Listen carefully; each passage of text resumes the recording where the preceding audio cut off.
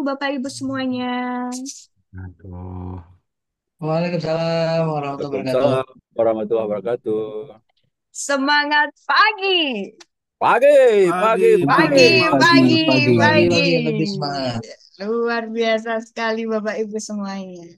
Alhamdulillahirabbil alamin. Puji syukur kita panjatkan hadirat Allah Subhanahu wa taala kepada Tuhan Yang Maha Esa atas limpahan karunia-Nya, kasih sayangnya, rahmatnya sehingga kita dapat berkumpul dalam sesi webinar ke-89. Alhamdulillah, tepat di minggu ini 89 webinar untuk komunitas Sejuta Senyum Pensiun sudah kita laksanakan ya Bapak Ibu. Dan kali ini kita mengangkat tema yang unik nih Bapak Ibu terkait rempah dan herbal. Nah, kita sudah kehadiran narasumber Bu Dewi, beliau dari Dewi Makmur Bulut yang nanti akan menyampaikan terkait inspirasi bisnis yang kita bisa jalankan lewat rempah dan herbal ini. Namun sebelum masuk ke acara yang lebih lanjut, mungkin kita sejenak berkenan untuk menyempatkan diri untuk berdoa agar webinar hari ini berjalan dengan lancar dan ilmu yang didapatkan, sharing yang didapatkan nanti dapat berkah, dapat manfaat untuk kita semua ataupun untuk orang-orang di sekitar kita. Untuk itu, berkenan Bapak Ibu semuanya untuk menyempatkan sejenak kita berdoa bersama-sama. Berdoa dimulai.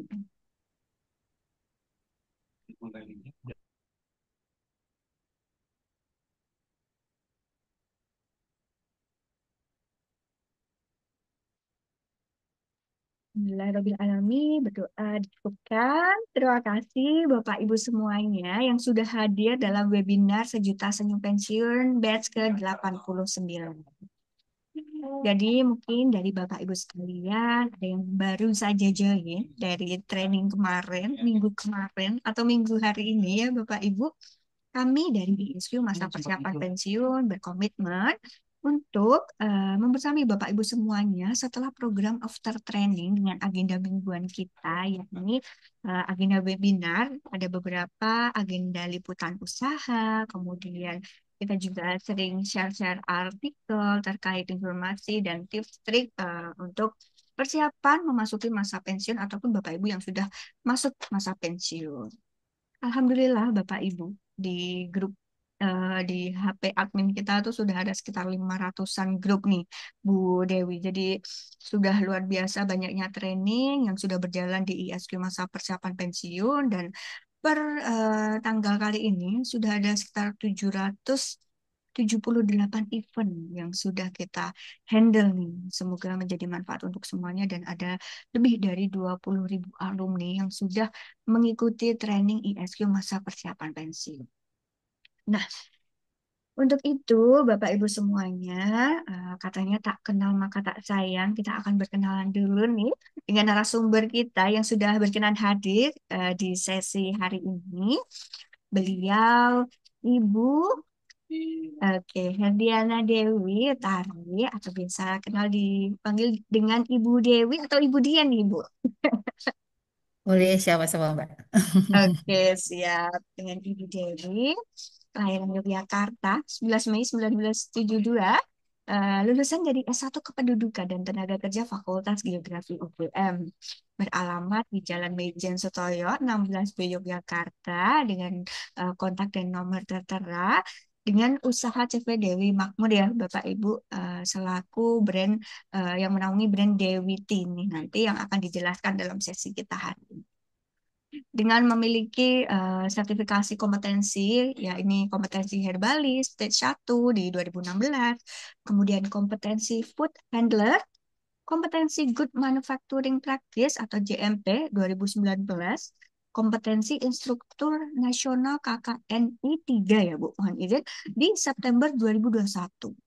Trainer in the We Rise Training for Women Entrepreneur Health di Desember 2021 dan juga mohon izin, kompetensi kewirausahaan industri jenjang 4 dan kompetensi penyelia halal September 2023, kompetensi pelatih tempat kerja 2024, dan instruktur dengan kompetensi mendesain GMP, CPPOB, dan SSOP. Mungkin nanti bisa dijelaskan juga kalau Bapak Ibu penasaran dengan apa nih akronim singkatan-singkatan ini di Juni 2024. Dan juga fasilitator nasional keamanan pangan di retail pangan Juli 2024, serta instruktur master dari LSP Mapelkindo BNSP 2025.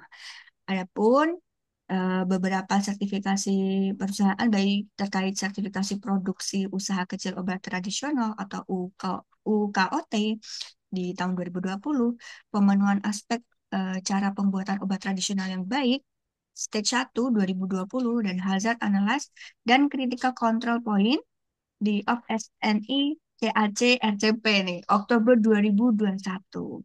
Adapun sertifikasi penghargaan, yakni sertifikat UMKM Mandiri dari Asesmen Yayasan Dharma Bakti Astra di Juli tahun 2021, serta UMKM terbaik kedua pada kompetensi 5R kategori kuliner dan kerajinan di Agustus 2022.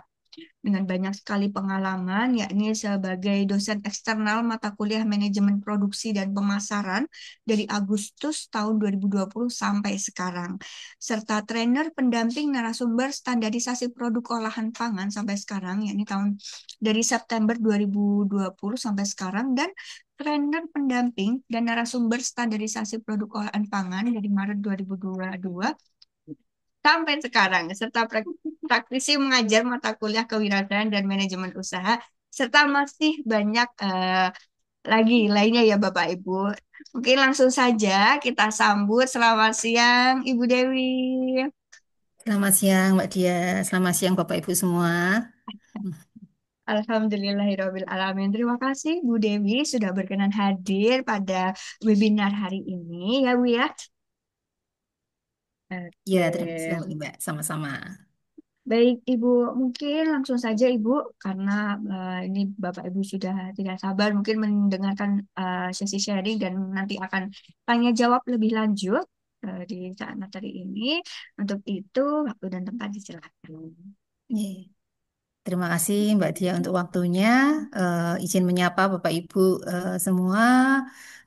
Assalamualaikum warahmatullahi wabarakatuh. Waalaikumsalam. Waalaikumsalam warahmatullahi. Ya, perkenalkan tadi mungkin sudah diperkenalkan dengan Mbak Dia. Nama saya Herdiana Dewi Utari. Monggo bisa dipanggil kalau nama panggilan kecil saya Dian. Ya, tapi kemudian setelah karena perusahaan saya namanya Dewi Makmur, jadi sering dipanggil Bu Dewi. Tapi sama aja ada nama Dewinya juga. Jadi monggo senyamannya saja nanti memanggil apa. Saya tetap nengok Pak kalau dipanggil ketemu dimanapun, ya, sama Bapak Ibu. Ya, tidak berlama waktu karena kami juga terbatas tadi dibatasi Mbak Dia untuk materinya. Ini bisa langsung saya share saja materinya. Oh, ini belum saya belum bisa share materi Mbak. Ah,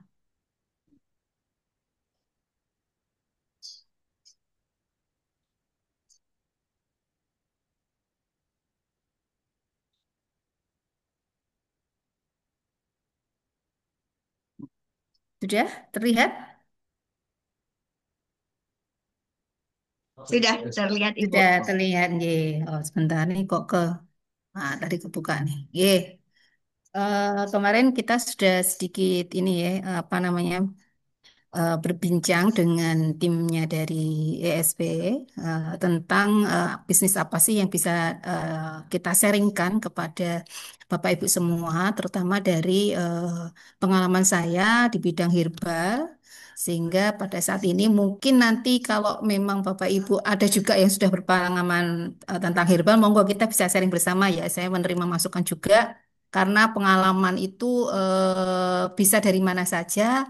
Kemudian juga perkembangan usaha itu bisa bermacam-macam sehingga apapun masukannya kita diskusi bersama. Kita jadi lebih santai ya. Jadi tidak satu arah saya memberi materi enggak. Nanti boleh langsung tanya boleh atau langsung sharing bisa. Karena saya percaya Bapak Ibu ini juga eh, masa persiapan pensiun itu kan biasanya kan ini apa namanya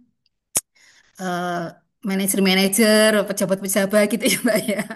Jadi di perusahaan-perusahaan yang mungkin lebih besar dari perusahaan yang saya jalankan. Jadi mungkin pengalamannya juga lebih banyak dari saya sebenarnya. Tapi mungkin fokus ke di bidangnya saja atau di apa namanya, di fokus di job desk-nya saja. Kalau kalau namanya usaha itu kan dari A sampai Z harus tahu ya, mau dari bikinnya, kemudian produksinya, keuangannya, pemasarannya harus tahu semua seperti itu. Jadi memang harus kita pahami seperti itu. Jadi nanti itu yang mungkin bisa disaringkan baik dari Bapak Ibu maupun dari saya. Langsung saja, oke.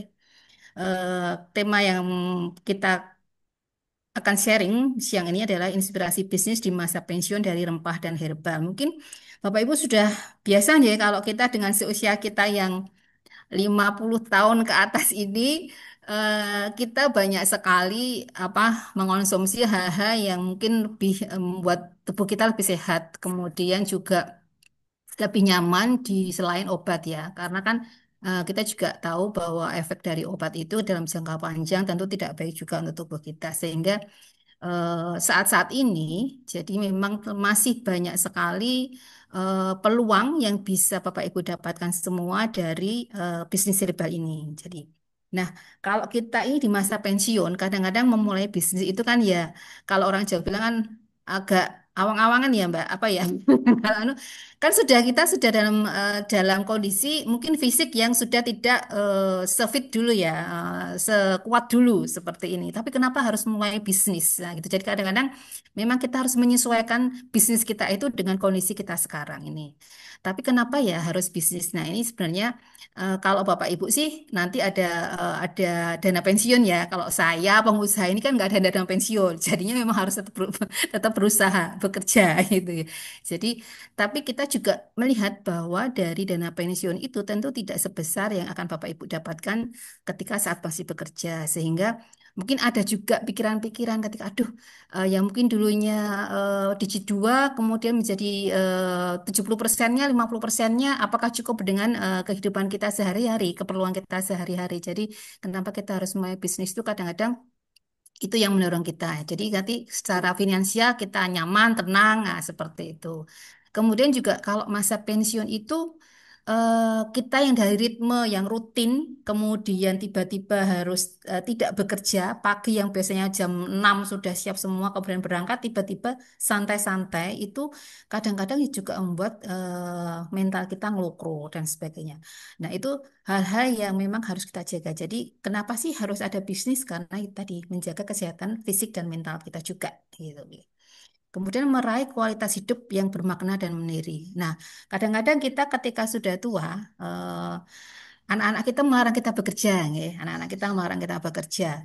Kemudian kita merasa bahwa kita nggak berguna. Nah, hal-hal seperti itu akan mengaruhi mental kita. Nah, dengan adanya bisnis, kita bisa melihat anak-anak kita, terutama saudara dan lingkungan kita, kadang-kadang, oh masih bisa mandiri, dia masih bisa bermanfaat. Itu akan menjadi rasa percaya diri yang lebih pada kita. Nah, itu mungkin yang perlu perlu kita tekankan.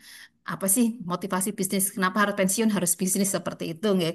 Tapi kalau misalnya pensiun, aku sudah capek nih, sudah mungkin berpuluh-puluh tahun bekerja, pensiun ya maunya santai-santai, monggo saja, gitu, nggak? Monggo saja. Itu pilihan hidup kita semua. Tinggal menikmati apa namanya? Main dengan cucu, main dengan anak dan sebagainya, menikmati semuanya, monggo saja itu pilihan kita semua. Tapi ketika kita lebih bermanfaat di dalam lingkungan kita, saya kira itu akan lebih membahagiakan, gitu ya. Jadi seperti itu. Nah, kadang-kadang kita bingung juga sih. Ketika mulai bisnis itu, bisnis apa sih sebenarnya yang mau kita geluti kan gitu ya. Apakah bisnis yang baru viral? Apakah bisnis yang laris, kemudian apakah bisnis yang mudah dan sebagainya. Kita tidak perlu jauh-jauh Bapak Ibu ya. Dengan seusia kita dan sebenarnya mulai bisnis dari manapun, mau usia udah, usia tua, itu ketika bisnis itu adalah berdasarkan kegemaran kita, hobi kita, saya kira itu akan lebih berjalan dengan stabil atau kontinu atau awet. Karena apa? Karena ketika yang namanya bisnis kadang untung, kadang rugi, kadang apa namanya viral, meledak, kadang-kadang sama sekali tidak ada yang beli. itu kan butuh kesiapan mental. Nah, ketika apa yang kita geluti itu adalah passion kita, hobi kita, kegemaran kita, maka secara enjoy. Saya bilang seperti itu, nggih. Jadi kalau apapun bisnis itu ketika itu adalah kegemaran kita, mau laris nggak apa-apa karena kita senang menjalaninya. Jadi seperti itu. Jadi untuk bisnis yang memang saya sarankan. Nah, terus nanti mungkin tanya, lah Bu Dewi hobinya apa nih kan gitu ya. Kenapa bisa tiba-tiba apa herbal atau ini? Apakah hobinya juga herbal? Kalau saya hobinya dasarnya adalah masak memasak. Jadi saya suka gemar memasak. Saya suka gemar memasak, meracik dan sebagainya. Apalagi latar belakang saya yang bukan dari herbal. Nah, itu juga belajar nih. Jadi proses bisnis itu ada. Ketika kita sudah sesuai passion kita, kemudian kita melihat peluang tadi. Nah, apa sih kenapa saya pilih herbal waktu itu? Nah, pada saat awal mulai saya usaha, memang tidak langsung usaha saya itu tentang herbal. Jadi memang saya waktu itu usahanya mulai dari catering, kecil-kecilan, bikin kue dan sebagainya dan sebagainya. Tapi pada suatu saat, saya pernah juga bekerja di kantoran, waktu itu di perusahaan ekspor impor, di mebel, kemudian juga pernah di konsultan.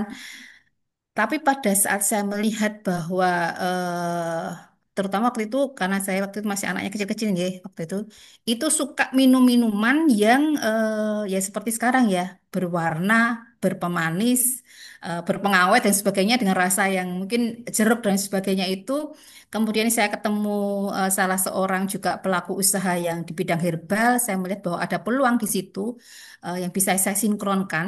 Nah, kemudian saya akhirnya beralih ke situ. Jadi kegemaran saya memasak, meracik dan sebagainya saya alihkan ke minuman herbal yang bisa diminum oleh waktu hanya anak saya. Jadi saya tidak melihat kemana-mana, hanya anak saya. Dia suka waktu itu bunga rosella yang sukanya. Kan rasanya asam ya, burung Aresela. Ketika dikasih gula dan sebagainya itu kan manis. Anak-anak kan suka rasa asam dan sebagainya. Warnanya juga merah, menarik bagi anak-anak. Jadi dia suka. Setiap saya bikin, saya taruh di kulkas dan lemarinya itu dia bisa minum. Nah, manfaat dari Rochelle itu adalah tinggi vitamin C-nya. Jadi secara otomatis daya tahan tubuh anak saya terjaga. Kemudian juga dia mengurangi radang tenggorokan dan sebagainya. Nah, itu awal-awalnya. Jadi saya melihat peluang itu. Ada dua tadi ya kegemaran saya, kemudian peluang bahwa ini bisa menjadi suatu bisnis ketika ditekuni seperti itu. Jadi nanti mungkin Bapak Ibu juga melihat eh, herbal adalah hanya salah satu contoh saja. Jadi monggo nanti Bapak Ibu semua sekalian melihat apa sih kegemaran saya. Mungkin ada yang sukanya memancing, boleh memancing. Ada yang sukanya badminton, kayak suami saya itu badminton sukanya. Nah, seperti itu. Nah, itu dari situ bisa dikembangkan apa sih yang bisa kita lakukan dari kegemaran kita itu. Seperti itu. Jadi mau olahraga, mau kegemaran mungkin berkebun, kemudian beternak dan sebagainya, monggo itu dari hobi Bapak Ibu semua kita kembangkan menjadi suatu bisnis. Dan kita lihat peluangnya nanti di mana.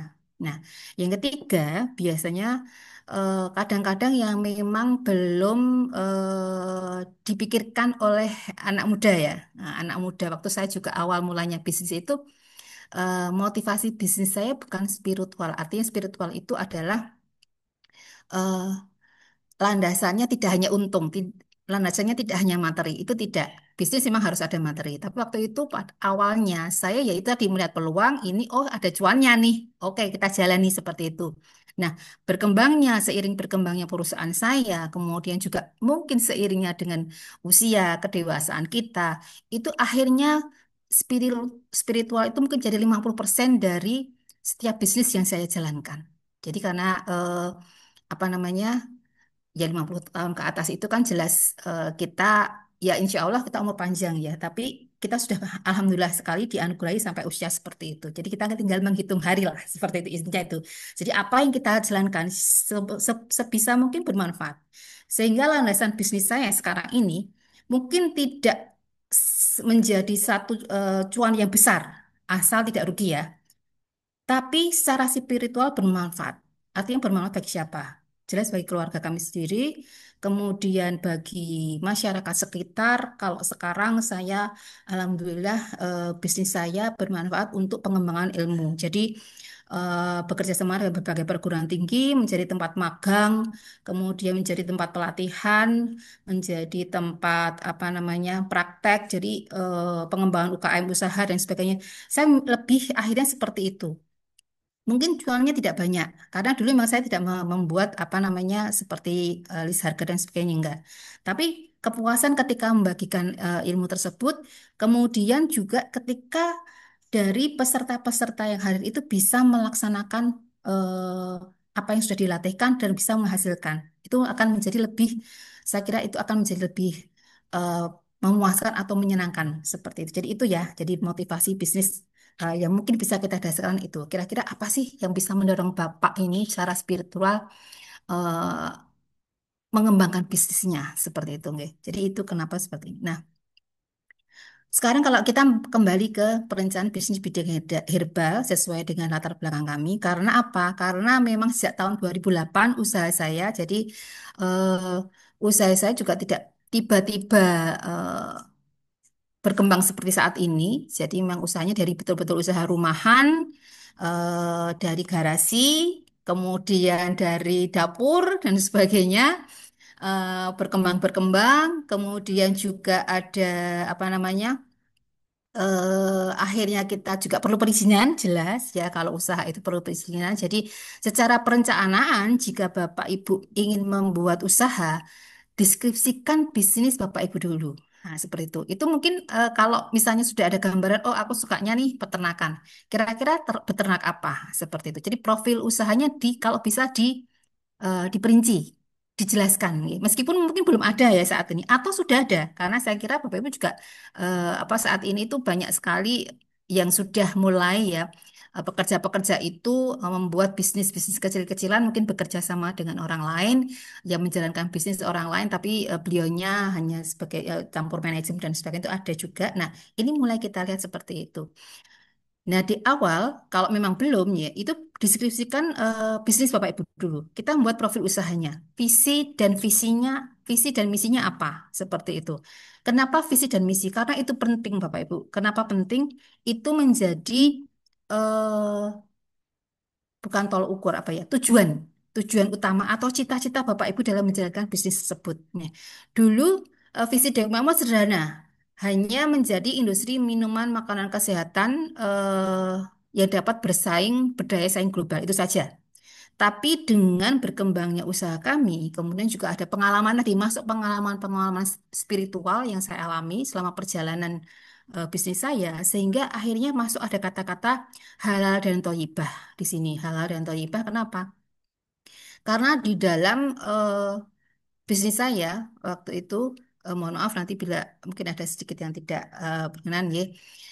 Waktu itu saya melakukan pinjaman yang berbunga dan sebagainya. Nah, di dalam dalam prinsip saya di dalam agama bahwa pinjaman berbunga itu kan ada ini ya, ada hukumnya seperti itu. Jadi waktu itu akhirnya saya melakukan tindakan bahwa saya tidak melakukan pinjaman yang berbunga seperti itu. Jadi kenapa? Karena saya merasa bahwa itu mungkin di tahun 2016. Merasa kenapa? Karena eh, selama ini berarti bisnis saya nggak barokah ya. Nah, seperti itu. Jadi saya ada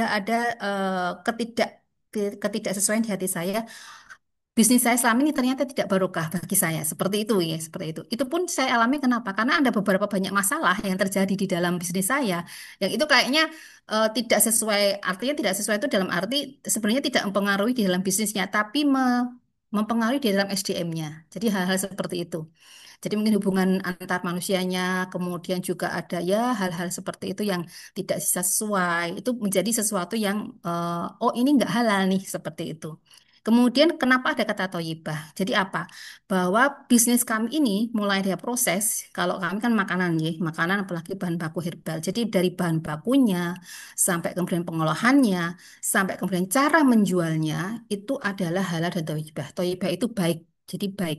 Jadi akan bermanfaat bagi kebaikan kalau cita-citanya seluruh umat manusia seperti itu. Jadi ini dan artinya apa? Tetap bermanfaat bagi masyarakat yang berdaya saing global karena herbal ini kalau di Indonesia itu berdasarkan literasi ya. Kalau saya kan bukan ahlinya nih di bidang apa namanya herbal dari latar belakang saya dari literasi dan juga dari diskusi dengan ahli-ahli herbal, dosen-dosen farmasi itu bahwa di Indonesia itu adalah nomor dua negara terkaya untuk tanaman herbalnya. Jadi dia ada 30.000 jenis tanaman herbal. Kita baru bisa mencari atau kita baru tahu itu adalah sekitar 5.000 jenis tanaman. Jadi masih banyak peluang sekali tanaman herbal yang belum kita angkat. Seperti itu, nggih. Jadi itu apa kenapa bisa nanti berdaya saing global. Kemudian dari misi, jelas misi adalah breakdown dari visinya. Kita perlu, Bapak Ibu, karena apa? Karena semua hal yang kita jalani itu harus ada istilahnya kisi-kisinya ya. Misi ini adalah kisi-kisi dari usaha kita, seperti itu. Nah, kemudian kita juga harus menjelaskan tentang produk kita sih apa sih gitu. Produknya jasa atau produknya suatu produk yang produk barang jadi.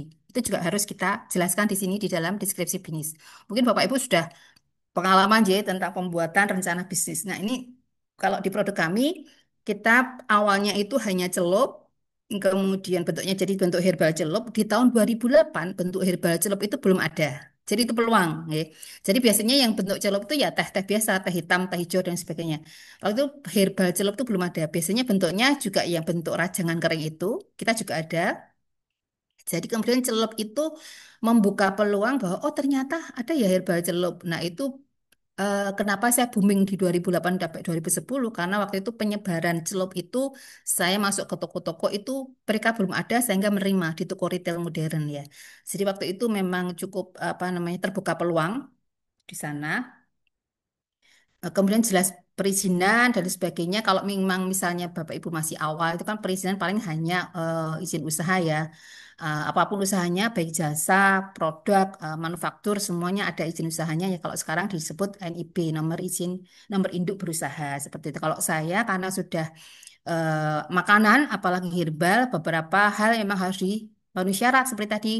UKOT, UKOT itu usaha kecil obat tradisional, jadi itu izin usaha untuk produksi.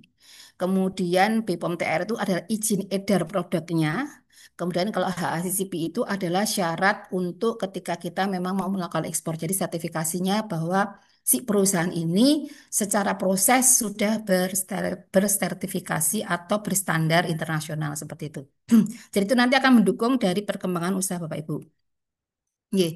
Kemudian yang kedua yang kita lakukan jika ada rencana bisnis adalah analisis pasar. Kita susah payah membuat produk, tapi kalau nggak ada pasarnya kan percuma ya Bapak itu target pasar kita. Nah, biasanya kita melihat itu pasar dulu, peluang ada, oh, berarti ada yang beli nih. Nah, itu biasanya kita lihat. Tapi apakah pasar itu nanti apa namanya mampu menyerap produk kita? Itu juga kita harus melihat-lihat. Nih. Ini saya juga tidak tiba-tiba tahu ya, tidak tiba-tiba tahu. Tapi secara proses karena kita berusaha kita itu nggak pernah berhenti belajar Bapak Ibu. Jadi kita ini sampai saya setua ini juga terus belajar apalagi sekarang eranya era digitalisasi marketing, AI, ChatGPT. Nah, sekarang saya juga harus belajar itu meskipun ya tidak secepat dulu ya, tapi ya tetap harus belajar karena apa? Karena bisnis. Jadi kita tetap harus belajar. Nah, dari analisa pasar itu, selama pandemi saja, waktu itu nggih, omset di pasar global menembus sampai sekian M itu, US dollar. Itu untuk apa jamu. Jadi waktu itu memang kita sadari nggih, di pandemi meledak herbal nggih. Tapi oh punya budaya meledak nih. Kita lihat dulu, belum tentu juga nggih. Kemudian memproyeksikan pertumbuhan penjualan jamu dan produk herbal di 2020. Nah, ini kita juga literasi Bapak Ibu. Jadi oh masih ada nih, masih ada peluang ketika bisnis kita itu akan continue nggak? Masih berprospek nggak ketika 10 tahun ke depan? Itu bisa kita lihat dari literasi. Saya juga nggak bukan ahli ekonomi, bukan ahli yang pinter-pinter banget memproyeksikan pasar, tapi kita bisa baca literasi, juga melihat perkembangan dan banyak diskusi. Saya kira itu yang perlu kita apa namanya kita jalankan, nggih. Apalagi Bapak Ibu lingkungannya sudah kondusif ya dengan lingkungan kerja Bapak Ibu. Jadi kayak diskusi-diskusi dan sebagainya mungkin lebih banyak informasi yang bisa didapat daripada dulu saya ketika mulai usaha. Karena waktu itu saya memang benar-benar dari ibu rumah tangga yang ya secara lingkungan kan tidak secara bisnis semua ya. Jadi memang benar-benar pemula. Nah, di sini target pasar saya siapa sih sebenarnya dari herbal itu? Tentu pertama adalah semua kalangan masyarakat yang tertarik akan minuman kesehatan dan mungkin barang-barang organik, alami dan sebagainya. Itu awalnya. Jadi mungkin bisa dideskripsikan usianya ya, nya mungkin dewasa. Jadi anak-anak itu nggak masuk nih, nah, seperti itu. Kita bisa deskripsikan seperti itu. Anak-anak nggak masuk nih dengan produk kita. Nah ini herbal juga waktu itu awal saya mendeskripsikan bahwa hanya tertentu, herbal tertentu yang bisa masuk ke anak-anak. Kayak tadi Rosella aja. Tapi yang jahe mereka belum tentu mau. Ah, seperti itu. Berarti target utama kita siapa? Yang peluangnya paling besar siapa? Saya bidik ke yang dewasa, satu. Kemudian saya lihat bahwa yang sadar akan apa namanya kesehatan, kemudian makanan minuman yang sudah apa namanya sehat, kemudian mana minuman alami dan natural itu adalah ketika mereka sudah tidak memikirkan bahan pokok. Jadi berarti apa? Berarti adalah orang yang bekerja dan dia mendapat pendapatan yang cukup. Sehingga waktu itu target pasar saya adalah yang menengah ke atas. Itu awalnya, ya, awalnya. Nah, itu awal dari usaha saya memang seperti itu. Nah, kemudian berkembang dengan berjalannya waktu kan kita usaha kita berkembang. Siapa lagi yang bisa kita tawarkan? Akhirnya kemudian ada supplier olahan herbal, toko-toko. Toko-toko waktu itu yang masuk hanya toko oleh-oleh dan kemudian juga waktu itu saya masukin apotek, toko oleh-oleh, dan retail modern. Ternyata apotek, Bapak Ibu, itu nggak jalan. Artinya apa? Bahwa masih ada diskriminatif di bidang herbal itu ketika bersanding dengan obat kimia. Nah, seperti itu. Itu yang harus kita pelajari juga. Ya. Nah, dulu semua disebarkan ke toko-toko. Akhirnya ada pemutusan, oh berarti produk saya nggak cocok nih di segmen ini. Akhirnya waktu itu hanya masuk ke toko oleh-oleh dan retail modern. Itu malah orang beli. Karena apa? Ketika jalan-jalan, mereka melihat-lihat, oh ini ada jahe, oke diminum. Karena itu dianggap bukan obat. Waktu itu enggak, waktu itu. Jadi seperti itu. Jadi masuk ke toko, itu target pasar kedua. Jadi masyarakat umum, kemudian toko-toko, kemudian dengan berkembangnya waktu juga kami masuk ke gerai atau kafe herbal yang siap minum. Saat ini banyak yang mendirikan kafe-kafe herbal. Kalau dulu susah, Bapak Ibu. Nah, jadi alhamdulillah eh, 2008 sampai sekarang itu kan sekitar 19 tahun ya. Ah, ya 19 tahun ya saya usahanya. Itu eh, ternyata peluang itu selalu ada. Jadi jangan takut ya. Pengusaha jangan takut, peluang semua ada. Kalau nggak ada, ciptakan. Nah, seperti itu. Ya, kita ciptakan peluang. Kalau nggak ada ya, seperti itu. Analisis pasar. Jadi kita harus riset pasar. Kemudian juga apa sih target pasar kita. Nah, mungkin kalau secara teori kita bisa mendeskripsikan seperti ini paling sederhana. Mungkin Bapak Ibu juga sudah berkali-kali ya, berkali-kali mengerjakan ini. Mungkin dari sejak kuliah, kemudian kerja, bisnis dan sebagainya. Mungkin ini atau mungkin ada yang lebih rumit lagi karena kan ini bisa dikembangkan. Tapi secara sederhana kalau ini diterapkan itu pada setiap periode kerja kita. Jadi ini tuh bisa diterapkan tidak hanya ketika awal mula Bapak Ibu melakukan usaha awal akan melakukan usaha, tapi bisa di tengah-tengah. Di tengah-tengahnya itu ketika kita ada evaluasi. Kenapa usaha saya itu stagnan? Jadi di 2016 itu usaha saya merasa stagnan di usaha saya. Karena apa? Karena saya merasa bahwa toko-toko di Jawa Tengah, DIY, Jawa Timur, sedikit Jakarta, itu sudah saya masukin. Jawa Timur juga sedikit. Bali sudah saya masukin. Tapi karena saya tahu udah polanya, pendapatan saya maksimal hanya segini. Nah, seperti itu. Jadi kemudian kita membentuk ini, Bapak Ibu. Ini kita bisa bisa bisa apa namanya? Kita bisa susun seperti ini setiap kita ada itu tadi kestagnanan usaha kita. Kekuatan di usaha kita apa, kekuatan produk kita apa, inilah yang perlu kita apa namanya susun seperti ini. Manfaat produk, kemudian bahan bakunya dari mana, kemudian saat ini sertifikasi halal, kemudian itu juga apalagi aturan pemerintah untuk bahan makanan ini 2024 kemarin harusnya semua makanan sudah harus bersertifikat halal yang diedarkan ya, makanan kemasan yang diedarkan harus bersertifikat halal. Bahkan saat ini ke depannya tidak ada makanan, tapi juga di bidang fashion, kuliner, kok kuliner, fashion, kerajinan, craft, itu juga nanti akan ada sertifikasi halal. Jadi ini menjadi salah satu kekuatan kita, produk kita, ketika sudah bersertifikat halal. Karena apa, Bapak Ibu? Halal itu sekarang tidak menjadi isu agama. Jadi tidak hanya bahwa halal itu Islam enggak, tapi di lingkungan global, global itu halal itu adalah image bahwa produk itu adalah produk yang baik. Jadi seperti itu. Karena apa? Eh, dalam Islam kan misalnya kita produknya makanan yang harus ada dagingnya. Dalam penyembelihan kan ada ajarannya, ada tata caranya dan sebagainya. Itu ternyata setelah diteliti, itu adalah tata cara atau perlakuan terhadap bahan baku tadi, terhadap hewan itu akan menghasilkan hal yang baik bagi hewannya. Nah, ketika hal baik bagi hewannya, bagi pemakannya berarti baik. Jadi isu globalnya ini, makanya sekarang kan setiap negara itu sudah mengeluarkan lembaga kehalalan. Jadi ada di Jepang, Taiwan, kemudian juga Australia itu ada.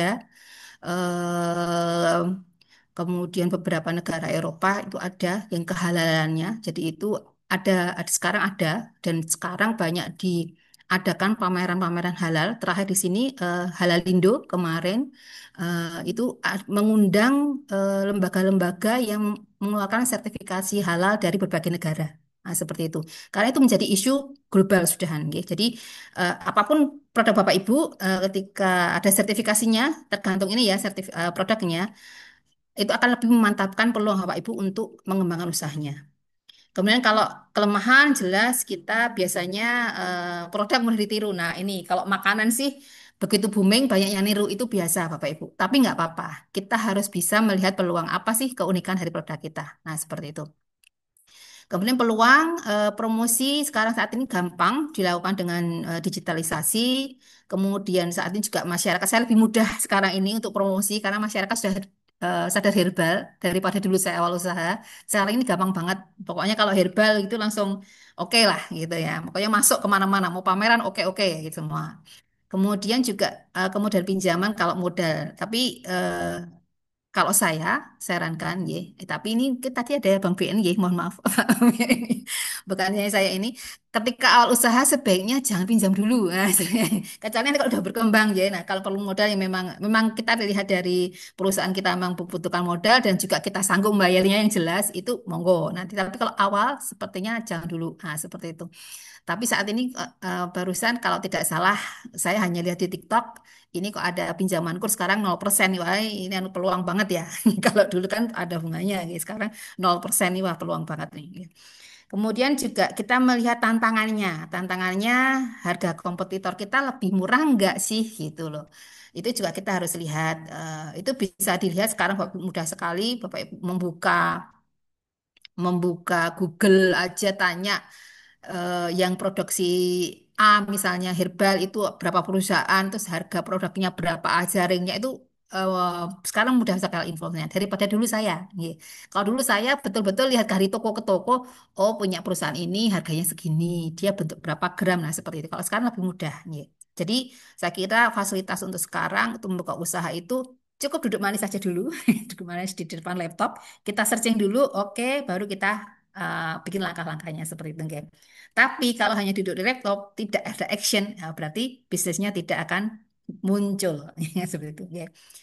Kemudian munculnya produk lain, fluktuasi harga bahan baku, jelas kalau kita bergerak di bidang makanan, apalagi herbal, kemudian juga mungkin apa namanya eh, pertanian dan sebagainya itu jelas ketika panen ya harganya murah, ketika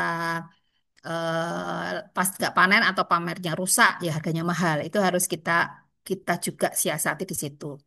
Kemudian perubahan selera konsumen. Nah, ini yang perlu kita pahami. Tadi kaitannya dengan apa? Kaitannya dengan target pasar kita. Jadi kita harus juga selalu melihat perubahan selera konsumen itu, nih, seperti itu. Tapi saya kira untuk herbal ini kita tetap ada segmen yang dia menyukai herbal apapun itu, dia tetap maunya herbal. Jadi apa namanya? Mau apa namanya? Yang viral apa tapi dia tetap kembali ke situ lagi. Jadi perubahan selera konsumen itu mungkin tidak terlalu tidak terlalu banyak, tapi harus kita kembangkan ya karena itu menjadi inovasi produk dari Bapak Ibu nanti. Nah, ini tadi tantangan tadi salah satunya perizinan ya. Kalau makanan itu memang lebih riskan di perizinannya. Jadi dari perizinan usahanya sendiri seperti NIB dan sebagainya. Kalau sekarang hanya NIB tadi. Kemudian juga izin usahanya atau izin produksinya. Kalau hanya makanan yang biasa kita makan sehari-hari mungkin hanya izin PIRT saja. Jadi kita hanya ikut pelatihan keamanan pangan. Kemudian ada izin kalau obat tradisional ya tadi harus ada UKOT istilahnya. Itu ada juga syaratnya. Syaratnya apa? Bangunan tempat produksi Bapak Ibu. Jadi kalau Bapak Ibu nanti yang mungkin oh aku hobinya masak nih, mau bikin produk yang mungkin agak beresiko, misalnya kayak susu gitu, nggak susu, karena Bapak Ibu mungkin bisa bikin keju atau yogurt dan sebagainya. Nah itu tidak boleh kalau izinnya tidak boleh PIRT, tapi izinnya adalah MD atau makanan atau yang lebih riskan lagi. Nah itu tidak boleh satu rumah, jadi harus mempunyai bangunan sendiri. Nah bangunan sendiri ini kan juga memerlukan biaya. Nah ini yang perlu diperhatikan oleh Bapak Ibu nanti di dalam perencanaan bisnis Bapak Ibu. Kalau misalnya masih sederhana, seperti makanan-makanan keripik, kemudian makanan yang siap saji, itu masih bisa izinnya di PIRT. Bahkan kalau makanan siap saji kayak resto, itu kan sebenarnya tidak perlu izin PIRT ya, tapi mungkin lebih ke izin halal, seperti itu. Bahan baku tadi sudah saya jelaskan, peniruan dan pemalsuan produk. Nah, peniruan jelas di dalam lingkungan usaha itu namanya ATM ya, amati, tiru, modifikasi. Jadi selalu ada peniru-peniru di dalam produk kita. Apa yang menjadi leader itu selalu ada yang meniru, itu biasa. Nah, bagaimana cara kita itu tadi ya itu udah melihat peniru-peniru itu tuh ngapain. Tapi selama kita itu selalu di depan, pasti dia yang ekor aja terus. Nggak bisa yang ekor tuh langsung maju ke depan, nggak bisa.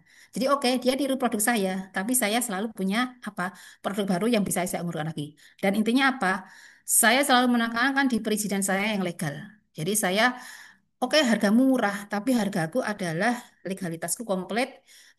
Sudah tadi ada izin BPOM, TR, itu adalah syarat juga karena apa? Proses produksinya tentu terstandarisasi. HACCP jelas secara internasional diakui untuk proses produksi. Jadi higienitasnya, sanitasinya itu diakui. Itu yang kita tonjolkan, Bapak Ibu. Jadi itu yang kita selalu dengung-dengungkan di dalam ketika kita promo. Masyarakat sekarang sudah sangat sadar. Meskipun di online, itu ketika ada makanan, mereka selalu lihat, ini udah berizin atau belum. Nah, kalau dulu mungkin nggak terlalu, karena online tidak semarak sekarang. Tapi sekarang tuh sudah sangat marak sekali, begitu pembeli itu lihat produk kita di online, dia sudah berizin belum, dan itu gampang sekali dicek gitu loh. Jadi misalnya kita mencantumkan izin nomor, kita cek, dia dicek di websitenya, misalnya BPOM, ataupun Dinkes tempat ataupun di BPCPH yang halal itu apakah dia benar itu gampang sekali bisa terlihat. Jadi ya sangat riskan ketika kita melakukan apa namanya pemalsuan di situ. Sehingga sekarang mungkin lebih terjaga ya pemalsuan itu produk itu. Apalagi kalau kita sudah mengajukan HKI atau merek itu juga mudah sekali dicek. Kemudian modal jelas tadi dari Bapak Ibu dana pensiun itu kalau memang sekarang mungkin sekarang Bapak Ibu pensiunnya kira-kira berapa bulan lagi atau berapa tahun lagi Bapak Ibu? Sekitar mungkin masih 6 bulan sampai 2 tahun ya yang biasanya melakukan ini ya apa dilakukan pelatihan ini ya. Itu mulailah Sudah pensiun. menabung. Berapa Pak? Sudah pensiun. Oh sudah pensiun Pak. Ya, Sudah pensiun berapa lama Pak? 1 tahun. Oh 1 tahun. Sudah ada bisnis yang Ya, dijalankan? Kan kalau saya sudah. dulu Mas, Oh sudah. Bisnis apa nanti bisa sharing ya Pak? Ya. Nanti saya Ya, sharing. iya. Oke kalau siap. kalau saya Nah, dulu ini bekerja Bu. kalau misalnya memang yang belum, ya, monggo sekarang kita eh, sisihkan sedikit saja kita untuk modal untuk usaha kita. Jadi jadi beda ya. Jadi saya mohon nanti mungkin itu yang lebih lebih tahu yang mungkin pelatihan di finance ya, ya Mbak Dia ya. Bagaimana mensiasati dana-dana sebelum pensiun dan kemudian sesudah pensiun itu monggo. Nah ini kalau bisa modal itu ya tadi awal usaha jangan utang dulu ya seperti itu. Kalau saya seperti itu aja. Kemudian manajemen, nah biasanya kan kita usaha kecil itu secara keseluruhan secara manajemen kan belum lengkap ya. Jadi belum ada bagian misalnya bagian keuangannya, bagian manajernya, bagian marketingnya. Nggak apa-apa Bapak Ibu. Itu kita buat aja strukturnya, struktur organisasi. Kita pura-pura jadi perusahaan besar. Perusahaan yang Bapak Ibu sekarang jalankan. Seperti itu kan sudah preso banget nih ya struktur organisasi mana-mananya. Isinya siapa? Isinya jenengan semua. Isinya Bapak Ibu semua. Jadi direktur saya Dewi, Herdiana Dewi, marketing Herdiana Dewi, produksi Dian. Saya semua sama. Intinya apa? Intinya ketika kita itu melemparkan job desk kita ke karyawan kita nanti, itu kita sudah tahu. Seperti itu. Kalau saya belajar dari situ. Tapi mungkin Bapak Ibu lebih bisa dipersingkat karena pengalaman dari Bapak Ibu sendiri. Jadi sudah oke. Aku kalau marketing itu job desk di aku, nah aku udah tahu. Itu monggo, itu silakan saja. Bisa langsung rekrut ataupun masih bisa dijalankan sendiri. Itu saja. Itu manajemen.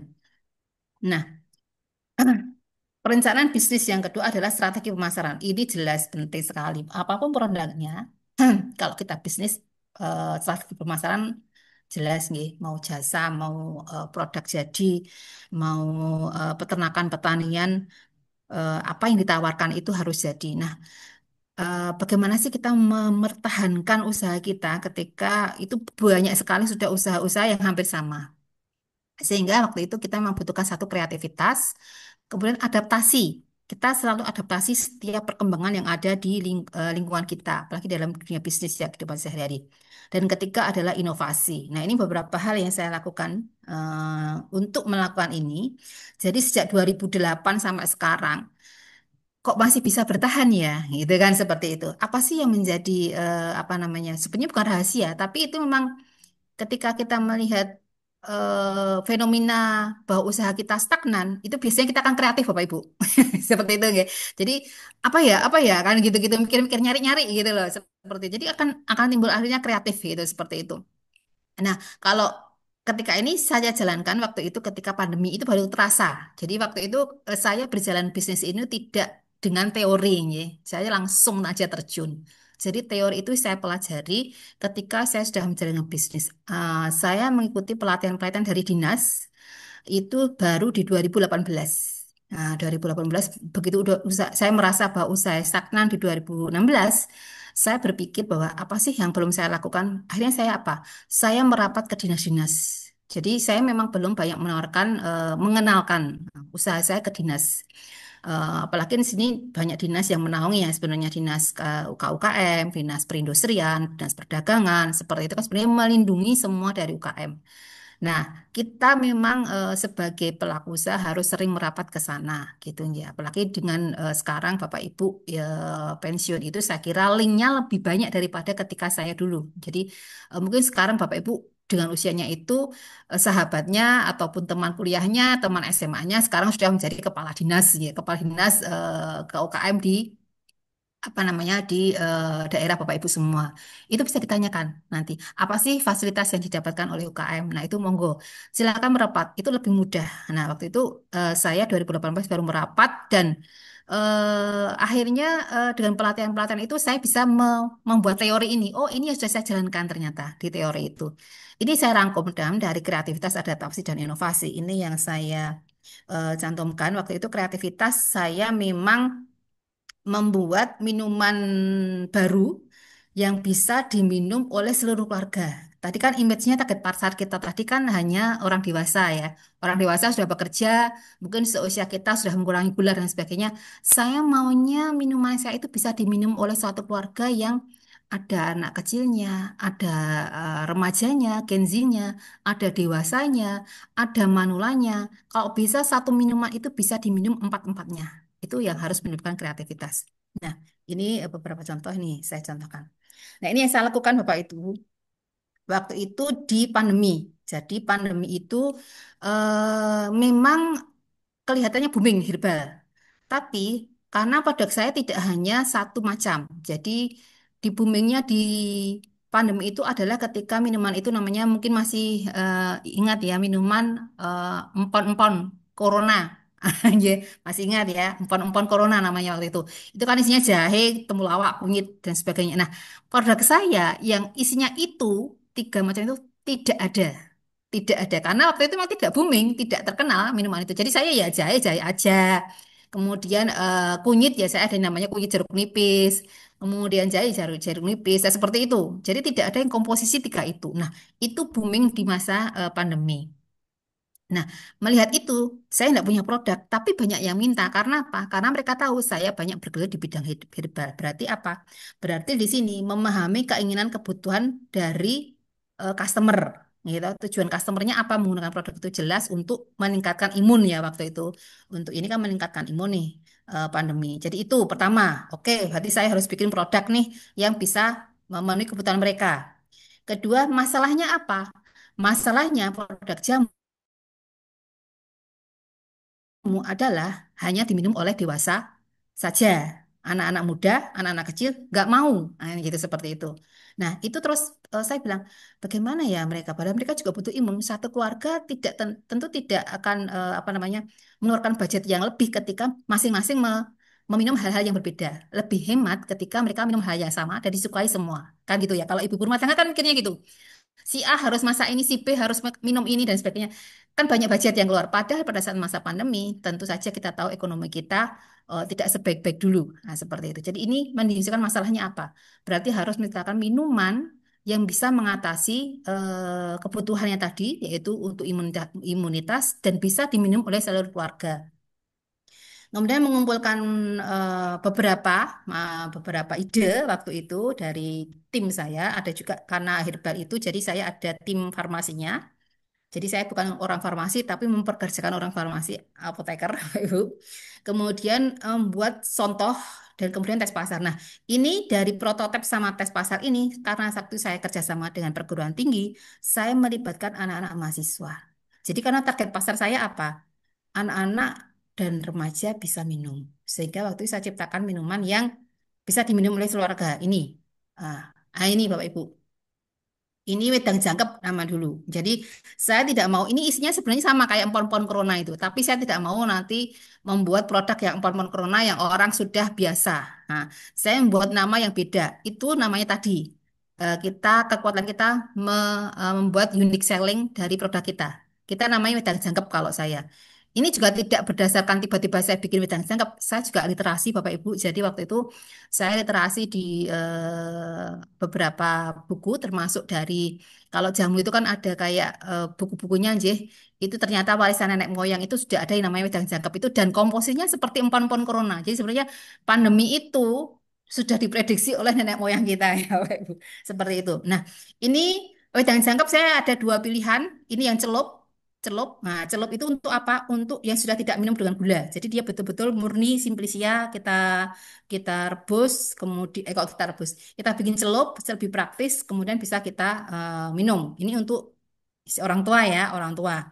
Kemudian kalau anak muda itu kan nggak suka yang nggak manis. Nah, makanya saya bikin instan. Instan ini ada gulanya, Bapak Ibu. Ini juga namanya wedang jangkep nih. Tapi ini kurang menarik ininya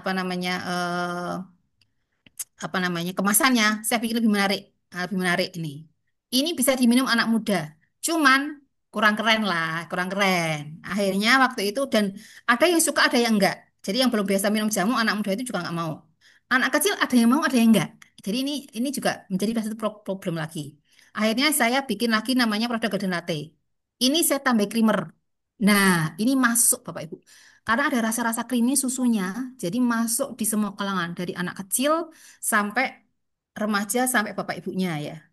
Kalau masih suka minum gula, oke. Terakhir kami produk yang ready to drink karena ada permintaan juga. Gimana sih kalau apa namanya di pasar-pasar itu kita kita jual yang ready to drink? Oke, akhirnya kita menciptakan minuman yang ready to drink seperti ini.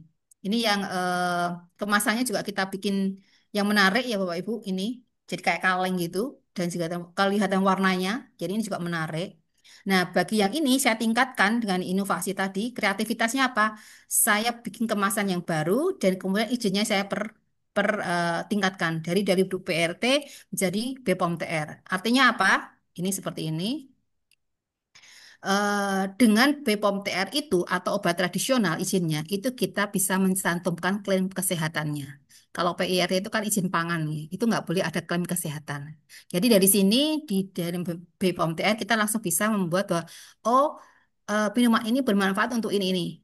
Dengan melihat manfaatnya, orang lebih tertarik untuk minum produk kita daripada yang nggak mencantumkan klaim kesehatannya. Itu menjadi peluang juga. Nah, kemudian adaptasi bisnis tadi kreativitasnya. Ini adaptasi bisnis saya dulu offline menjadi online. Jelas semua pandemi dari offline yang saya masuk ke toko-toko. Nah, tadi kan saya bilang herbal meledak, tapi kenapa saya tetap harus menyesuaikan apa? Karena produk saya nggak ada yang seperti itu. Apalagi toko offline itu pada saat pandemi awal adalah lockdown. Jadi saya overstock pada saat pandemi. Karena toko oleh-oleh, toko retail modern tutup, waktu itu mau Lebaran, mau puasa, kemudian Lebaran, biasanya mereka minta stok yang lebih banyak. Saya sudah produksi banyak, ternyata tutup. Mereka sama sekali nggak boleh, awal lockdown kan kita sama sekali nggak boleh buka ya. Ada yang sudah setor, saya setorkan toko, itu nggak bisa diambil. Ada yang masih di gudang, itu overstock. Nah, itulah masalah muncul, gitu masalah muncul. Makanya kita harus ini melihat itu. Saya masih nunggu nih. Kita kan lockdown itu kan masih ini ya, masih 2020 itu kita oke masih menyesuaikan dan sebagainya. Oke, saya akhirnya online saya tingkatkan. Jadi online waktu itu saya yang hanya punya website, mulai saya tingkatkan ke apa namanya medsos. Jadi ada Instagram dan sebagainya itu saya mulai ke situ. Masuk marketplace itu dulu sudah ada juga. Dulu hanya Tokopedia sama waktu itu Bukalapak ya yang dulu yang ngetop, terus kemudian ada Shopee, masuk Shopee, semua toko online saya masukin. Kemudian dari individual menjadi kolaborasi. Jadi dulu individual itu ya saya usaha sendiri, memasarkan sendiri, jadi kolaborasi dengan teman-teman. Karena apa? Karena banyak teman-teman yang ketika bidangnya fashion craft itu kan di masa pandemi mereka sama sekali tidak ada order. Jadi waktu itu saya juga mengajak teman-teman untuk ikut menjualkan barang saya tanpa modal dan sebagainya. Mereka menawarkan produk saya. Karena waktu itu kan fashion batik kayak basit batik itu kan kantor nggak bikin seragam, kemudian pameran nggak ada, kemudian craft-craft juga ada, misalnya yang biasanya diorderin dari apa namanya wedding juga nggak ada yang wedding ya kan, kemudian ada dari pemerintah souvenir-souvenir juga nggak ada yang pesen. Akhirnya kita kolaborasi teman-teman UKM waktu itu kita bareng-bareng, yuk kita masarin ini aja produkku, kan nggak usah modal, hanya tinggal nawarin aja seperti itu. Jadi kita collab di sini. Kemudian B2B ke B2C, B2B itu adalah bisnis to bisnis ke bisnis to customer. Jadi dulu saya kan hanya masuknya ke retail ya, maksudnya tidak, bukan retail, ke toko-toko aja di distributor, reseller dan toko-toko. Jadi saya tidak melayani retail, tidak melayani retail, tidak melayani eceran. Waktu itu minimal di pembelian saya adalah satu karton 50 pack. Tapi dengan adanya pandemi, apalagi online, itu saya harus melayani langsung customer. Jadi artinya apa? Orang beli satu ya harus dilayani. Itu memang lebih lebih apa ya? Belinya satu tapi komplainnya banyak. Itu enggak ya. Jadi kita memang harus lebih belajar di situ. Kalau B2B itu kan paling kalau toko itu kan paling komplainnya kalau nggak minta diskon ya apa namanya retur-retur ya. Tapi kalau udah big customer itu udah nanyanya banyak, belum tentu beli. Ketika sudah beli, komplainnya banyak juga. Seperti itu. Tapi nggak apa, kita jalani semua. Nah, seperti itu. Jadi B2C. Ini juga pernah terjadi kekeliruan di saya, karena kan baru belajar ya, namanya juga belajar. Ada satu orang reseller kami, dia melayani 6 customer. Nah, pesannya beda-beda. Nah, saya keliru itu ngisinya. Itu juga juga perlu ini ya, perlu pelatihan, perlu perlu pengalaman. Karena biasanya kan orang tuh order satu karton minimal, 2 karton, nah seperti itu. Satu produk, satu item, jadinya kan enak ya, seperti itu. Itu adaptasi bisnis. Nah ini marketplace semua saya masukin. Di 2021 saya baru fokus membentuk tim online, karena apa? Karena saya lihat ini pandemi kok nggak berhenti-berhenti, ya Ibu rasakan ya. Kemudian Bapak Ibu rasakan waktu itu 2021 malah ada yang namanya Delta dan sebagainya itu. Ini kok nggak berhenti-henti, gimana ini mensiasatinya. Waktu itu akhirnya kita bikin tim online dan semua marketplace kita masuki, yang bikin ini semua itu adalah tim online saya. Jadi saya sendiri sebagai pengusaha juga nggak menguasai banget tentang digital marketing. Jadi itu belajar sehingga saya membuat tim online waktu itu. Kemudian juga di pemerintah ini ada apa namanya marketplace juga, dari BUMN, kemudian dari pemerintah juga itu BOS itu Bantul online shop, kemudian Padi UMKM mungkin di sini salah satunya ada juga BUMN yang ikut ataupun dinas. Padi UMKM itu adalah belanja antar dinas atau instansi yang ke kita ya, ke UKM. Kemudian baik baik dari swasta juga kita masukin, kita ada BLAS, pemerintah juga kita masukin, ada Sibakon dari kabupaten, kemudian kalau ini dari provinsi Yogyakarta. Ini sistem semuanya kita masukin, pokoknya semua kita lahap nggih. Kita lahap nih. Nah, ini kolaborasi sistem aplikasi yang BLAS tadi seperti ini, membuat barcode ini di tiap produk saya. Nah, ini apa kelebihannya? Ketika customer itu menyekan barcode ini, dia dapat langsung diskon produk saya, tapi data dia masuk ke saya.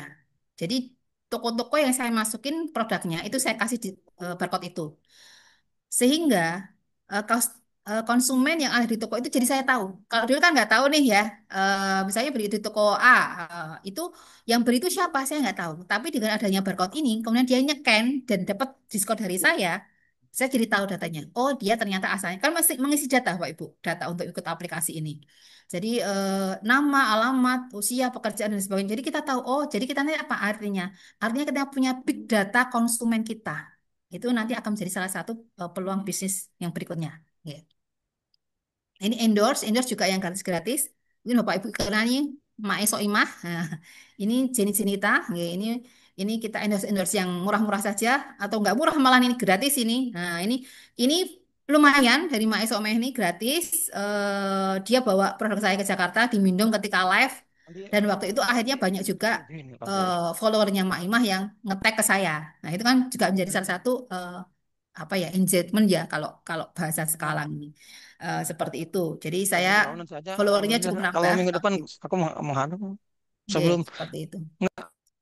Nah, inovasi bisnis ini yang kita jalankan waktu itu tadi mengubah dari PRT menjadi TR, obat tradisional, dan kita ubah kemasannya. Mengubah kemasan ini pun kita juga survei ya, artinya survei itu gini.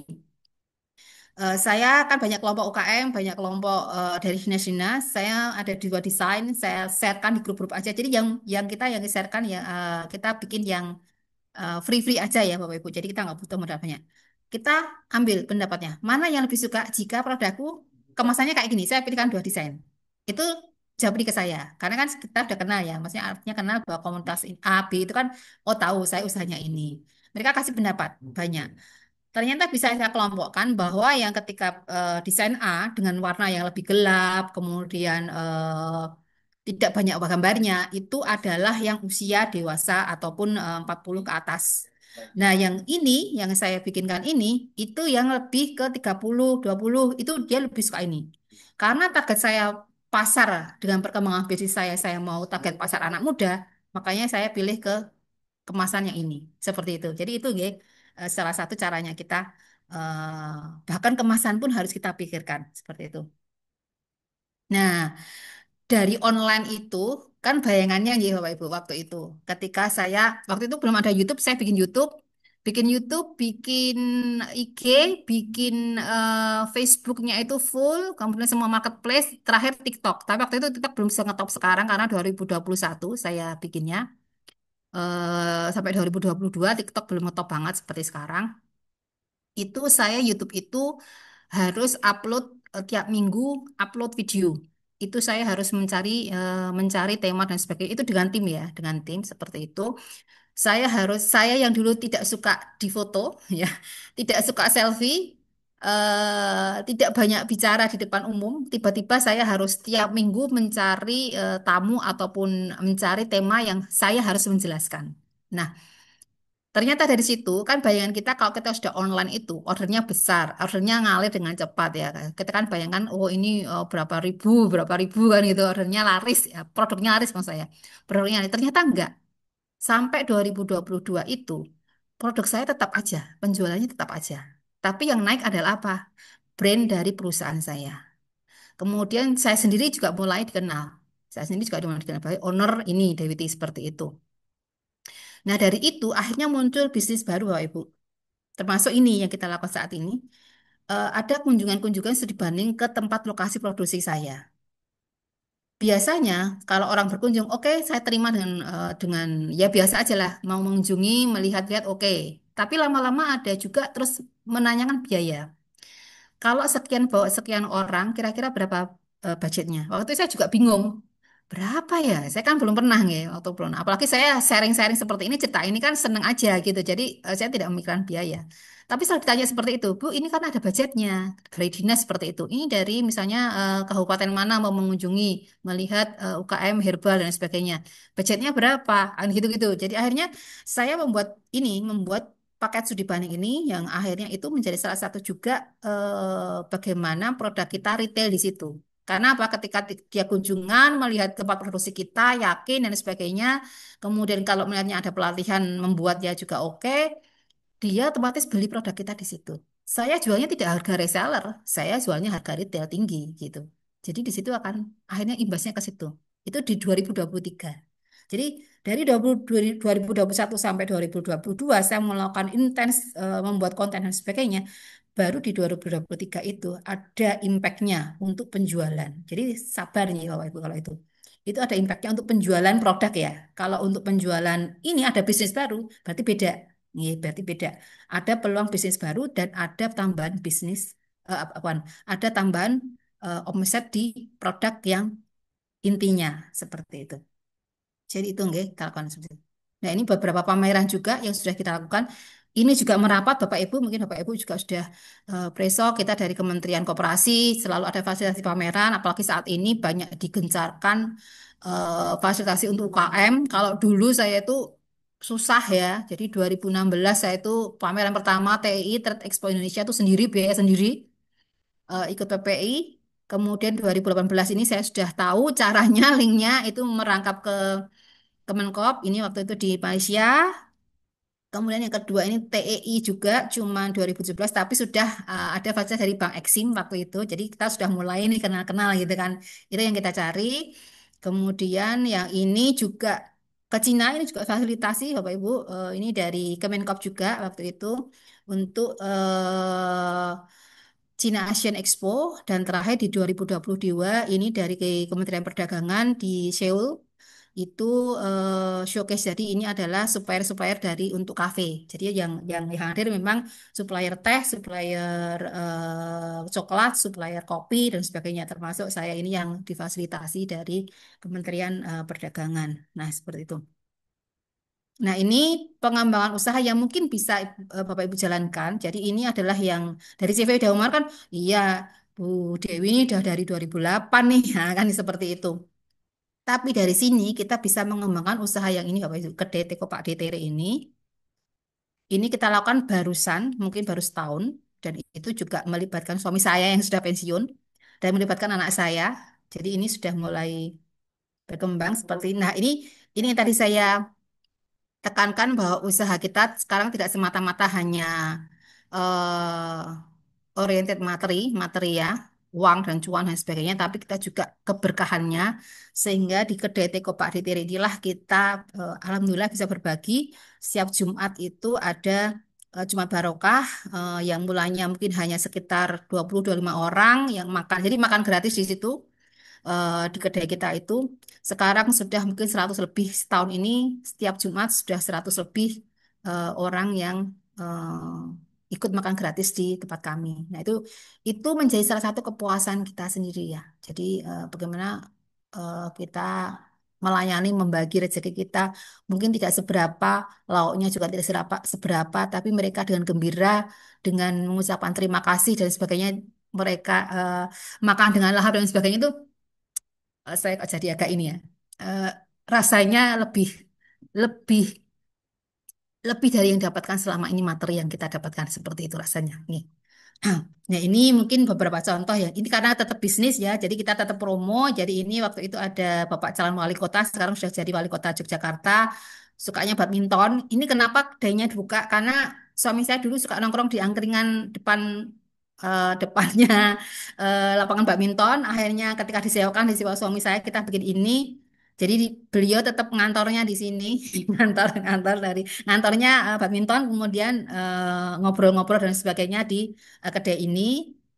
Kemudian juga karena saya juga mengikuti beberapa apa namanya komunitas, ini juga saya promosikan di komunitas saya. Ini waktu itu di Ibu-ibu PKK tempat kediaman kami. Akhirnya kalau ada rapat juga ikut di situ. Kemudian juga ini juga ada apa namanya ada komunitas saya IWAPI. Waktu itu ada pelatihan tentang tadi keamanan retail pangan juga dilakukan di tempat saya. Dan ini kenapa saya cantumkan menu ini Bapak Ibu? Karena di sini adalah produk-produk dari Dewi Makmur, dari CV-nya tadi ada wedang kunyit, wedang jangkep menjadi menu dari kafe. Makanya ada peluang kita masuk ke kafe tadi. Ini yang terwujud seperti itu, nggih.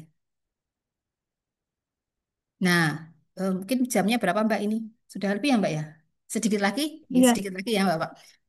Tentunya kita tidak bisa lepas bisnis dari rencana keuangan ya Bapak Ibu. Jadi apapun itu bisnisnya, sekecil apapun bisnisnya, kita cobalah untuk merencanakan keuangan kita yang tadi dari modal yang kita kumpulkan, mungkin dari eh, apa namanya gaji pekerjaan kita yang sebelum pensiun atau bapak yang sudah pensiun tadi, monggo. eh, saya kira dengan bisnisnya mungkin sekarang sudah ada lebih keuntungan. Jelas proyeksi pendapatan itu dari mana? Karena tadi sudah ada ya bisnis kita mau apa, kemudian produk kita mau apa, kemudian bagaimana pemasarannya, tentu semua membutuhkan biaya. Jadi ini kita proyeksikan apakah produk kita itu laku nggak? Nah, ini kan di sini namanya proyeksi kan juga target ya. Jadi nanti mungkin bisa terpenuhi bukan tidak, tapi ini harus kita lakukan karena itu akan menjadi salah satu acuan kita juga. Kemudian biaya, biaya apa saja yang keluar dari usaha kita itu. Apakah kita perlu sewa tempat? Kalau saya misalnya dulu dari rumah ya bisa dari rumah jam. Kita ngirit dulu ya, kita hemat dulu seperti itu. Kemudian apakah ada mesin yang perlu kita apa namanya perlu kita gunakan untuk memproduksi produk kita itu biaya-biaya karyawan dan sebagainya. Kemudian dari sini kan tentu keluar akan laba rugi. Nah ini mungkin contoh aja, sedikit contoh aja. Ini yang salah satu produk saja dari kami. Mungkin sederhana gini nggih. Jadi kita mungkin nggak perlu rumit-rumit karena saya juga UKM tuh kan nggak banyak sebenarnya yang di apa namanya dibikin keuangannya tidak terlalu rumit tapi mencerminkan kondisi sebenarnya. Kadang-kadang karena UKM itu kelemahannya adalah tidak mencatat keuangan mereka. Eh, Pembelian bahan sampai penjualan itu tidak tercatat. Nah, itu yang membuat usaha itu jadi ya kayaknya oke tapi nggak bisa maju. Nah, seperti itu. Itu jangan dilakukan oleh Bapak Ibu semua, nggih. Karena saya kira Bapak Ibu juga sudah pengalaman di bidang ini eh, dari perusahaan-perusahaan yang sekarang berjalan Bapak Ibu. Jadi ini mungkin sedikit waktu itu kita nyoba bersama-sama menghitung dari ini contohnya adalah jahe. Jadi produk jahe kita perlu apa mesin penghancur. Misalnya ini nggak ada ya parut, bisa kan gitu kan. Ini betul-betul dasar alat yang kita butuhkan. Ini coba eh, kita apa namanya kita breakdown harganya. Nah ini kebutuhan investasinya atau alat-alatnya itu seperti ini. Nah untuk operasional apa aja ini? Nah ini dari bahan baku, air, listrik, nah sewa rumah. Mungkin bisa kita masukkan meskipun kita tidak menyewa secara benar, tapi kalau kita menggunakan ruangan rumah kita, garasi, apalagi untuk memasak ini, coba kita masukkan, Bapak Ibu. Karena itu apa? Nanti ketika sudah berkembang, poin ini tetap harus ada kan? Sudah berkembang itu poin ini tetap ada.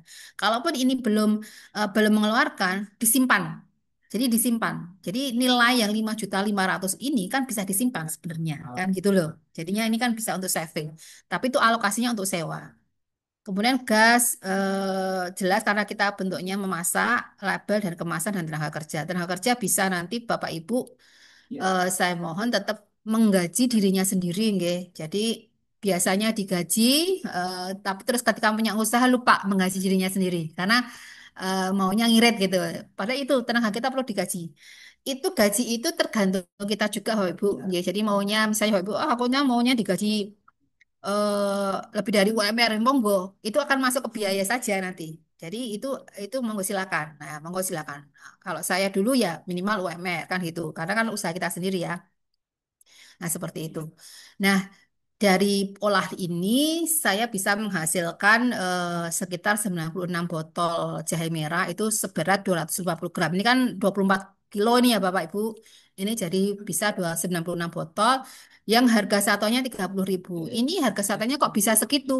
Itu juga sudah survei. Jadi dari produk saya itu orang bisa menjual harganya 35, tapi ada juga orang yang menjual harganya 28. Tergantung dia pengambilannya berapa kan begitu Bapak Ibu. Jadi ini saya ambil rata-rata di tengahnya. Jadi ketika saya bisa menjual 35 itu retail ya.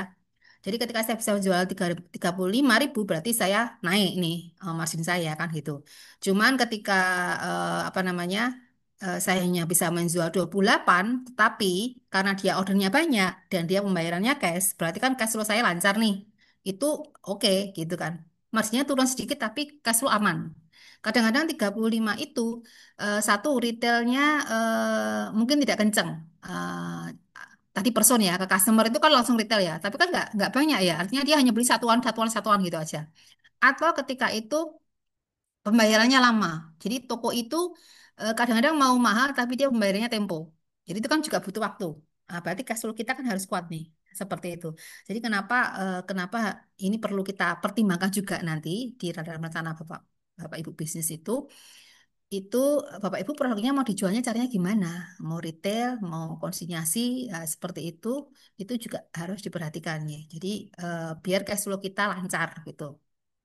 Kemudian ini siklus produksinya per bulan dan dari pendapatannya sekitar kalau ini tadi ya kalau kita eh, per bulan bisa menjual 96 botol dengan harga 30.000 karena kali 25 hari kerja kita ambilnya 25 hari kerja itu sekitar 72 juta.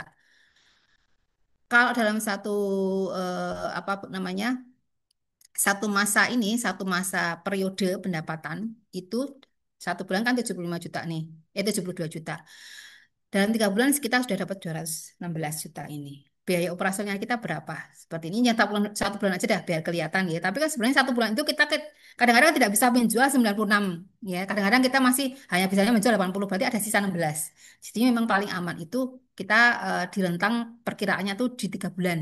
Jadi yang sisa kemarin masih kita bisa jual mungkin di bulan ini kita bisa jualnya lebih dari 96 seperti itu. Jadi memang amannya di 3 bulan ini.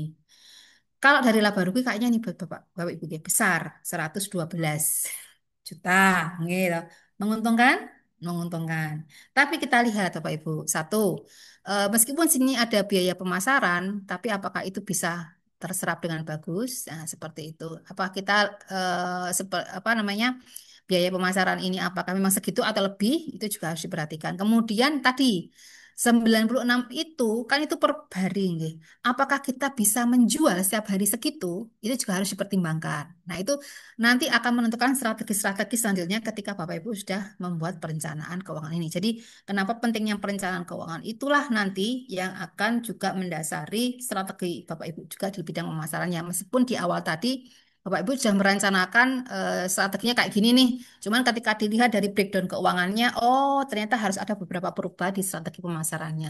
Seperti itu. Atau Bapak Ibu bisa mengurangi jumlah produksinya karena mengurangi kos biayanya. Itu boleh juga karena di awal-awal. Jadi itu nggih untuk keputusan-keputusan bisnisnya. Saya kira mungkin itu, nggih. Nah, ini yang penting.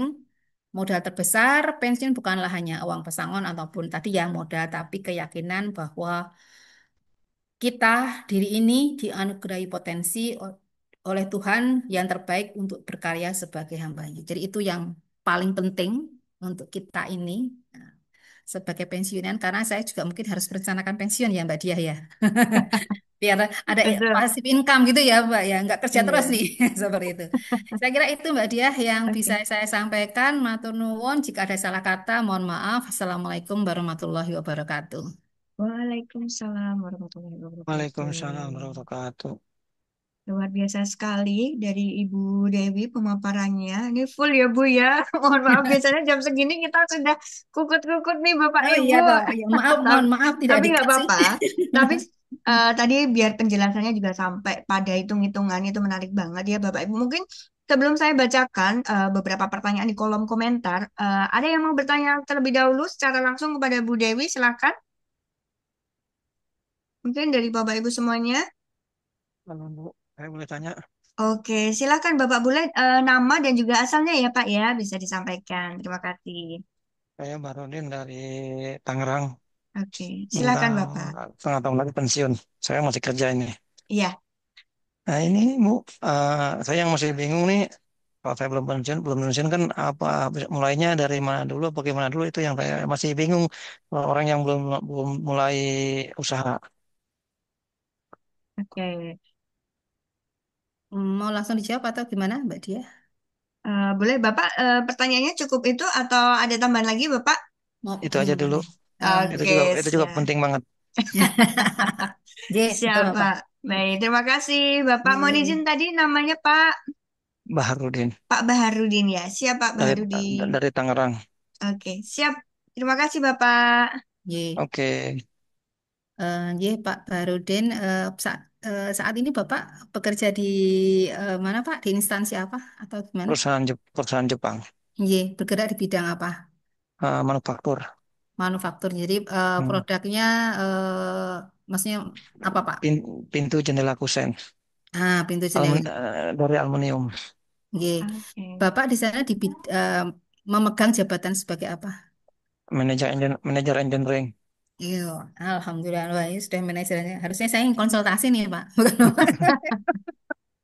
Nah, wah menarik sekali, Pak. Oke. Malah bingung ya, Pak ya, mau usaha apa nih kan gitu ya. Iya, Seperti itu mau betul. usaha apa nih gitu. Apalagi nanti udah gajinya besar ngapain usaha ya, Pak ya. Nah, kira-kira pensiun berapa tahun lagi, Pak ini? 5 bulan lagi. Oh, 5 bulan lagi. Oke, Pak. Ya, siapnya. Eh, sepertinya Bapak harus lihat-lihat dulu nih ya. Satu, hobinya apa dulu nih? Nah, kira-kira apa sih yang suka dijalanin sekarang ini? Saya punya tani. Tani, oke, tani. Tani. Sudah ada misalnya atau punya kebun atau apa? Alhamdulillah kebun ada. Cukup boleh Jangkul. cangkulin makanya. Nah, jangkul, oke.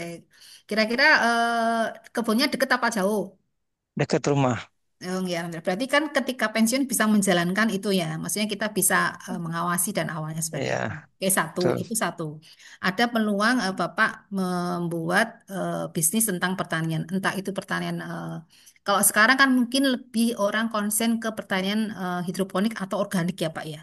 Jadi Betul. itu kelebihan, kelebihan kan, Hmm. kelebihannya di situ. Itu mulai sekarang mungkin mulailah Pak membuat atau mencari literasi yang berkaitan dengan hal-hal itu. Misalnya ya pertanian, Oke. kalau Bapak sukanya bertani Hmm. seperti itu. Oke. Oke. Itu satu peluang bisnisnya. Kedua, Bapak adalah seorang manajer engineering. Berarti Bapak kan punya kemampuan yang lebih untuk memberikan konsultasi kepada orang sebenarnya.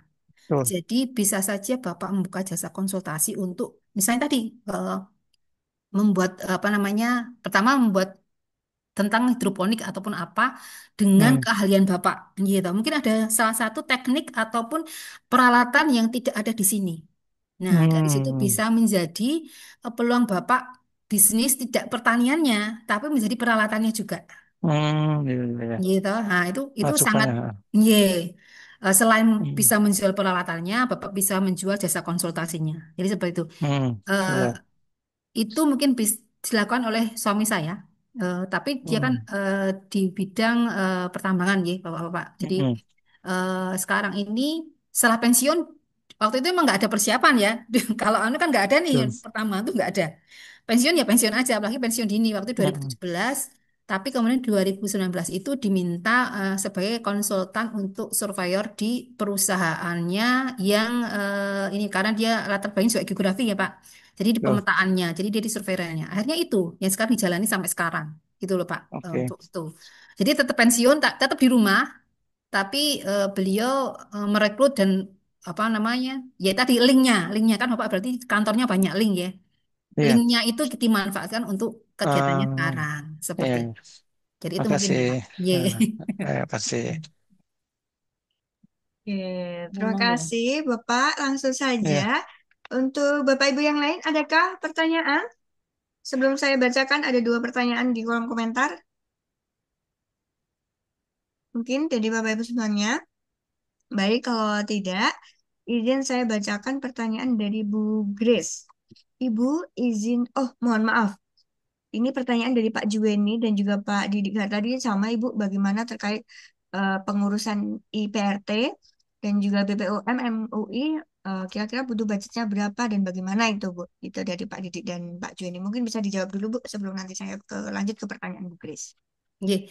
Kalau untuk perizinan di izin usahanya di NIB itu sekarang gratis semua Bu Ibu nggih melalui kalau sekarang pemerintah itu namanya sistemnya OSS One Single Submission.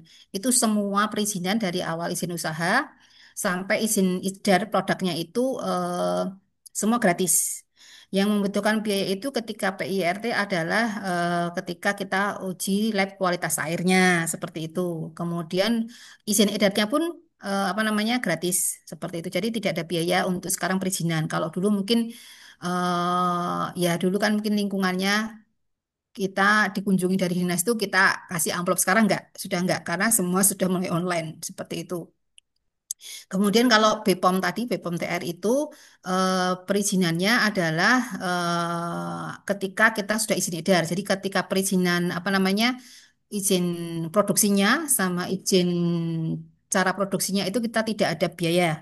Tapi ketika sudah mulai mau produksi dan itu produknya, mau izin edarnya itulah yang harus kita butuhkan. Biaya uji lab itu, kalau seperti saya itu kan tergantung uji labnya apa ya Bu ya, tergantung makanan yang diproduksi. Kalau saya kan obat tradisional yang bentuknya celup atau simplicia, itu ada uji labnya, ada aturan dari BPOM itu sekitar 2,5 juta. Tapi kalau makanan biasanya lebih rendah. Lebih rendah karena tidak ada resiko, tidak resikonya lebih rendah. Jadi biasanya uji labnya tidak banyak. Kalau saya kan sampai kandungan ada timbalnya, kemudian organoleptik itu apa ya, kandungan jamurnya dan sebagainya itu ada. Tapi kalau makanan sebenarnya hanya lebih ke uji nutrisi biasanya. Jadi itu lebih biasanya lebih ringan. Dan kalau di BPOM itu ada yang namanya pendaftaran registrasi, itu tiap produk ini ada 100.000 itu namanya biaya untuk registrasi EREC. Jadi EREC itu juga sekarang online. Kemudian satu untuk produk tiap apa namanya jenisnya. Jadi kalau misalnya kayak produknya agak resiko tinggi biasanya lebih mahal. Seperti itu. Jadi tergantung produknya juga gitu. Ringnya ya sekitar itu, Bu.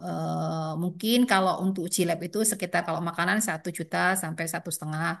Kalau di apa namanya di obat tradisional itu ya sekitar 2 jutaan sampai 5 jutaan. Itu tergantung produknya ya kan ada kapsul dan sebagainya. Kemudian kalau halal sekarang ini kan banyak fasilitas Bu. Monggo lebih baik kalau saya sarankan ikut fasilitas dulu. Fasilitas itu semua sekarang free. Apalagi kalau kita baru mulai usaha, itu apa namanya ada yang namanya self declare. Itu adalah kita tidak perlu ada penilaian halalnya. Nah, penilaian halal itu ketika usahanya sudah berbentuk badan usaha atau produknya itu agak resiko tinggi. Itu harus ada pengawas atau penilaian halalnya. Kalau sekarang itu, kalau dulu itu kan sekitar 1 juta, tapi kan hanya berlaku 3 tahun. Padahal keluarnya sertifikasi halal itu kadang-kadang dari prosesnya itu bisa hampir 1 tahun.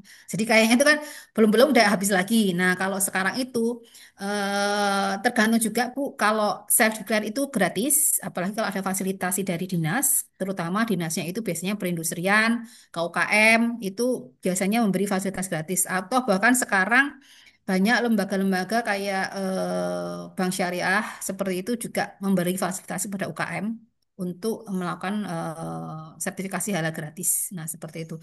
Kalau masih UKM, ikut yang itu aja Bu, gratis, nggak usah ada biaya. Oke. Seperti itu. Oke, makasih Mbak. Oke, terima kasih. Kebetulan nih Bu Dewi di Hmm. ISQ itu sudah ada juga lembaga untuk sertifikasi halal dan Ah, alumni ya. kami itu udah Hmm. aktif beberapa menjadi petugas P3H, pendamping produk Benar. halal. Iya, Hmm. self declare ya Bu ya. Iya, self Betul. declare. Nah, ini langsung aja difasilitasi ya. Iya kan? Iya kan Mbak Dia ya. Betul, Hmm. betul Ibu. Hmm. Baik, izin sudah raise hand dari tadi Pak Nurfi Majidi. Boleh, monggo silahkan Pak Nurfi. Terima kasih, Mbak Siap. Dia. Oke, Assalamualaikum, Bapak. Mbak Dewi. Ye, Pak. Ini, eh, saya Jakarta, asli Jogja, Bu. Jadi Waduh, ye. mendekat Dewi Makmur menawi. Ya, sudah 1 tahun pensiun, Bu. Oh, ye. Pensiunnya di Eh, Jakarta apa di Jogja, Pak? di Jakarta, Oh, ya, ye. masih di Jakarta. Salah satu yang sempat terlintas itu memang bisnis herbal gitu ya, Bu ya. Ye. Tapi ini bukan pertanyaan Bu, tapi mohon ditanggapi ya Bu ya.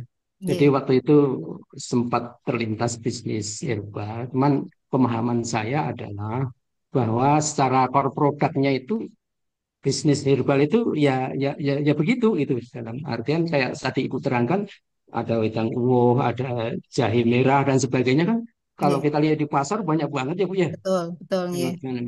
Makanya kalau lihat dari presentasi Ibu tadi ya kelebihannya bukan di produk dasarnya tapi di kreasi sama inovasi kalau saya lihat Ibu tadi ya. Dari Ye. soal kemasan saja Ibu melakukan riset sampai dari yang untuk orang dewasa menjadi kemasan untuk anak-anak ternyata itu juga berimpact juga. Dari offline ke online, dari B2B ke B2C juga. Jadi justru adanya di situ ya Bu ya. Apa kalau saya melihat kalau kita mau masuk bisnis herbal ini itu adalah kuncinya di situ ya Bu. Kalau produknya kan banyak banget Ya ya, gitu-gitu barrier to aja. entry-nya itu Gitu-gitu mudah aja. sekali. Semua orang bisa Ye. masuk lah gitu ya Bu ya. Betul, betul. Semua Semua orang bisa orang buat, bisa Pak. masuk Ye. gitu ya. Hmm. Yang akhirnya kalau saya lihat brand ibu ini karena memang itu tadi ya Bu ya. inovasi sama kreasi dan adaptasi itu ya, Bu. Ye, Jadi ye, betul Pak. Ye. justru di situ rupanya. Kira-kira gitu ya Bu ya, kalau saya memahaminya seperti itu ya Bu ya. J Gimana Pak, Bu? leres, J Pak. Jadi karena kalau di Jogja sendiri itu kan herbal itu atau ya minuman rempah itu kan banyak banget pesaingnya nih Pak. Nyi. Jadi kayak wedang uwuh dulu. Itu zaman saya dulu itu kan yang biasa rajangan nih, rajangan biasa itu yang untuk kan saya sampai sekarang tidak memproduksi itu Pak, kecuali ada orang yang minta. Kenapa? Saya nggak mau bersaing dengan misalnya pasar Beringharjo. Dia satu bungkus harganya 1.000 2.000. Kalau punya saya 4.000 pasti saya harganya atau bahkan 5.000. Mereka protes. Kenapa sih punya mahal loh?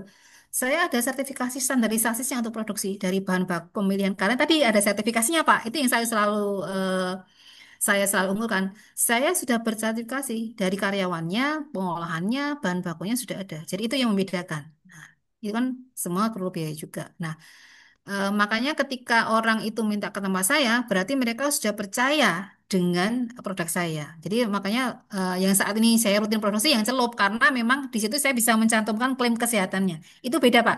Begitu waktu saya ada klaim kesehatan, itu meledak lumayan, lumayan. Jadi orang baca, oh ternyata wedang uwoh itu bisa untuk ini kan, gitu loh, seperti itu loh, Pak. Meskipun ya mereka nanti mungkin bisa cari produk lain, tapi kan dengan melihat itu, oh jadi edukasi juga. Ya memang di bisnis itu Pak tadi harus belajar terus, harus belajar terus. Ya, Iya, oke, makasih Bu Dewi. iya, misalnya. Oke, terima kasih Pak Nurfi Majid untuk pertanyaannya. Ibu izin saya bacakan di kolom komentar ya Bu ya. Iya. Dari Ibu Grace dari TKJ 2TA. Ibu bertanya penghasilan Ibu sebelumnya dan setelah pensiun melalui bisnis yang dijalankan mana yang lebih besar? Mohon izin.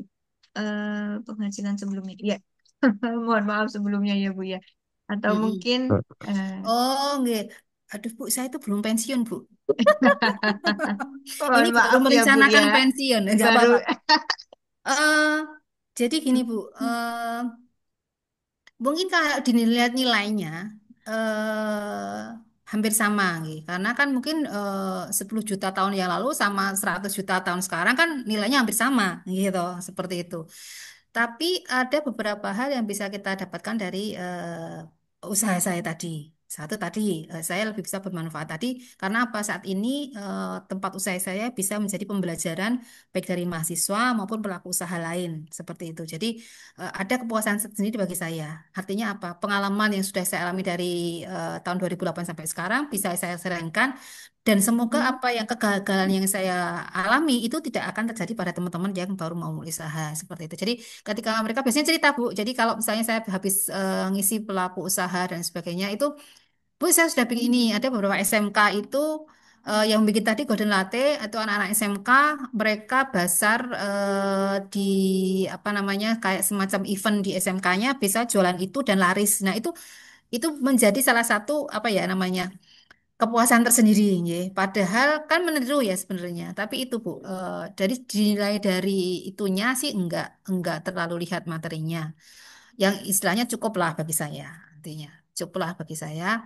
Tapi tadi kepuasan batin, kemudian juga dengan adanya tadi saya membuka kafe tadi, anak saya ikut terjun di sana, terus belajar bisnis di sana, itu juga menjadi salah satu apa ya namanya kepuasan juga seperti itu.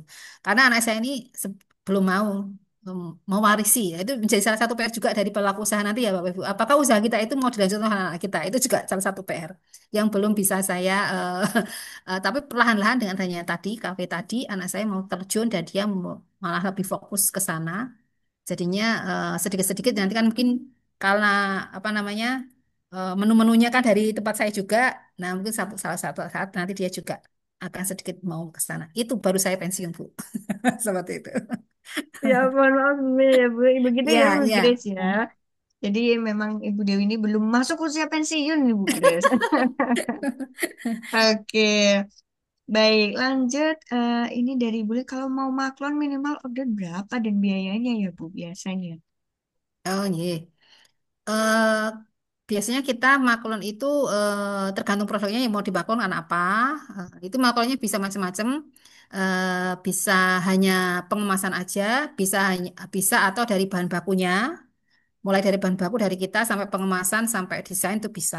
Nah, itu harganya tergantung di situ. Tapi minimal kalau kalau di mesin kami sebenarnya kan 20 kilo per sekali putar. Cuman eh, biasanya saya membantu teman-teman kalau misalnya masih pemula itu mau 5 kilo boleh, mau 10 kilo boleh. Karena kan saya dulu juga merasakan ketika saya belum punya mesin, saya mau maklun itu di perusahaan-perusahaan itu nggak boleh minimal 50 kilo. Wah, itu berat sekali bagi saya. Jadinya saat ini saya membantu teman-teman yang memang mau produksi herbal, mau maklun dulu, mereka setelah mereka bisa memasarkan, baru mereka produksi sendiri. Di tempat saya bisa 5 kilo, 10 kilo boleh. Seperti itu. Nah, harganya tergantung tadi ya, maunya maklun dari bahan baku sampai kemasan, atau hanya kemasan aja, atau bahkan dari perizinan dan sebagainya, tergantung itu. Seperti itu. Baik, terima kasih Bu Dewi dan begitu ya Bapak Ibu, mohon maaf karena tidak ada namanya LHL. Baik, eh, Ibu mohon izin karena waktu sudah 15.15. Ini ada dua pertanyaan, mungkin boleh singkat saja ya Bu. Tapi sepertinya tadi udah dijelaskan dari Pak Agus Hermawan dan Pak Bayu. Cara mendapatkan sertifikasi itu dari mana ya Bu? Sertifikasi yang apa ya Pak? Mungkin karena tadi kalau untuk halal kan sudah disampaikan ya, halal dan BPOM. Gitu. Kemudian kalau untuk Pak Bayu, cara ikut masarkannya gimana Bu? Maksudnya mungkin bisa diperjelas atau kalau jadi resellernya bagaimana Bu? Oh iya, iya, Hmm. boleh, boleh. Iya. Oke, mungkin cukup pertanyaan di Pak Tri Agus Yadi ya Bu ya, karena setelah ini kita akan tutup untuk agenda ini mungkin. Oke, baik. Ya, kalau tadi sertifikasi sudah dijelaskan ya, ada masing-masing ada lembaganya. Kalau tadi yang terakhir HACCP mungkin yang belum ada itu, kita ada lembaga apa namanya, lembaga sertifikasi HACCP di sini Sukovindo bisa. Cuman kita juga ada fasilitasi dari Kementerian Perindustrian. Nah, jadi kan biayanya cukup mahal itu HACCP. Kemarin kita dari Kementerian Perindustrian mendapat fasilitasi, tapi untuk penyelenggara dan auditornya dari BBIA itu di Bogor. Itu juga lembaga sertifikasi juga seperti itu. Kemudian untuk pemasaran, monggo kalau memang berminat bisa kunjungi dulu websitenya Dewiti, www.dewiti.com. Di situ ada syarat dan ketentuan untuk menjadi reseller atau distributor atau agen. Gitu, oke, Mbak. Turun. Matur suwun sangat, terima kasih banyak untuk Bu Dewi atas materi yang luar biasa sekali nih Bu. Satu Bisa jam satu lebih pertanyaan, Bu. dan Satu padat. lagi, Bu. Bisa nggak, Bu, ya? Satu lagi, Bu. Oh ya, silakan Bapak satu kali lagi ya Pak ya. Ya, ya, izin. Oke, Izin. siap. Makasih, Bu, ya. Bu, izin. Jadi, saya ini sebetulnya sama dengan Pak itu tadi. Saya 6 bulan lagi mau pensiun. Cuma, saya udah menjalankan usaha jualan online nih, Bu, ya. Makanan online. Jadi, yang mau saya tanyakan itu, apakah nanti eh, saya butuh tempat nggak, Bu, misalnya untuk pengembangan usaha saya, atau nanti jualan online saya itu ada ditambahin lagi produk yang lain gitu ya.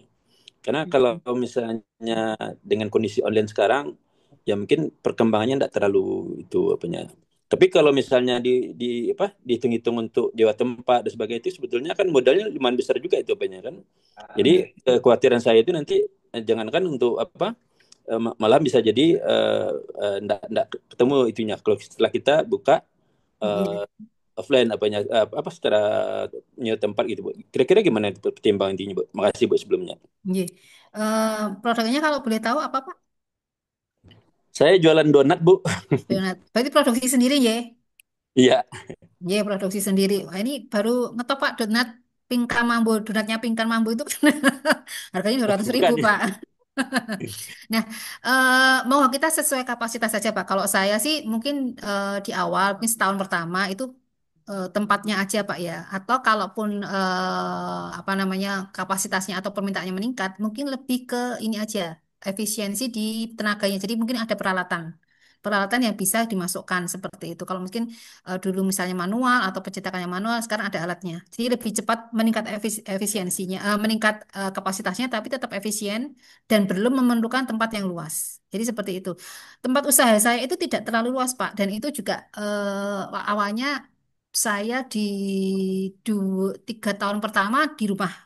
Tapi karena perizinannya meningkat, jadi harus dan kapasitasnya meningkat, saya harus menyewa tempat tersendiri seperti itu, Pak. Jadi saya pikir kita harus stabil dulu di pemasarannya, baru kita memikirkan itu. Kalau saya sih lebih baik invest ke alat dulu, Pak. Jadi peningkatan kapasitasnya di alatannya aja.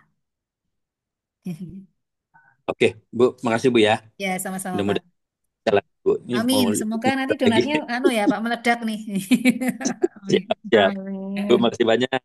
Ya, Assalamualaikum. Waalaikumsalam. Waalaikumsalam. Terima kasih Pak Faris untuk pertanyaannya. Baik, alhamdulillahirabbil alamin. Sudah di penghujung acara. Tidak terasa ya, karena padatnya materi yang disampaikan oleh Bu Dewi T luar biasa sekali sampai tadi pada hitungan juga. Detail ya Bu ya. Nanti Ye. mungkin Bapak Ibu kalau masih ada yang mau ditanyakan boleh nanti mungkin kontaknya boleh disampaikan Bu atau tidak kalau Monggo nanti Mbak, Bapak Ibu silakan. Silakan. mau Kalau saya bertanya. sih monggo. Ye. Selama masih bisa membantu, saya bantu. Oke. Enggak, silakan nanti bisa menghubungi nomor admin yang menyampaikan informasi undangan kepada Bapak Ibu semua. Baik, Bapak Ibu semuanya sampai batuk ini. Baik, Bapak Ibu, sebelum kita tutup agenda kita pada sore hari ini, boleh kita dengarkan Ibu mungkin sedikit closing statement untuk Bapak Ibu semuanya sebelum kita berfoto bersama.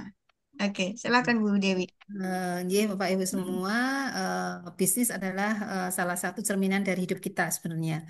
Apa yang menjadi misi kita, apa yang menjadi cita-cita kita, itu adalah cerminan dari bisnis kita. Maka itu bisnis harus kita pelihara ya, kita asuh seperti kita ketika kita mendidik dan mengasuh anak kita. Karena apa yang akan menjadi cerminan dari apa namanya diri kita adalah bisnis kita. Oke, luar biasa sekali. Terima kasih Ibu Dewi atas closing statement yang disampaikan. Boleh nih Bapak Ibu berkenan menghidupkan kameranya.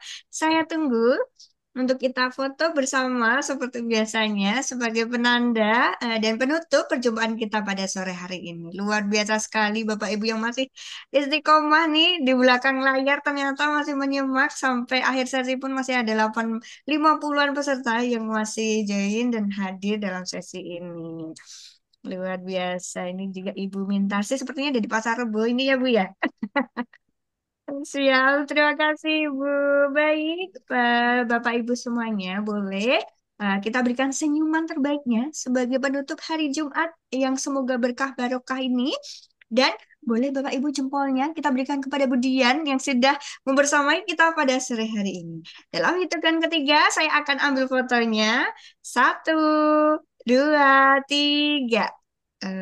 Oke, luar biasa sekali. Terima kasih Bapak Ibu atas partisipasinya, atas kehadirannya. Selamat menjalankan atau melanjutkan agenda kembali. Dan dari kami, segenap tim dari ISQ MPP, mohon maaf apabila dalam penyelenggaraan ini ada hal yang kurang berkenan di hati Bapak Ibu. Dan billahi taufik wal hidayah. Wassalamualaikum warahmatullahi wabarakatuh. Selamat sore Bapak Ibu. Waalaikumsalam Waalaikumsalam. warahmatullahi Sore. wabarakatuh. Terima Bu kasih. Dewi. Terima kasih.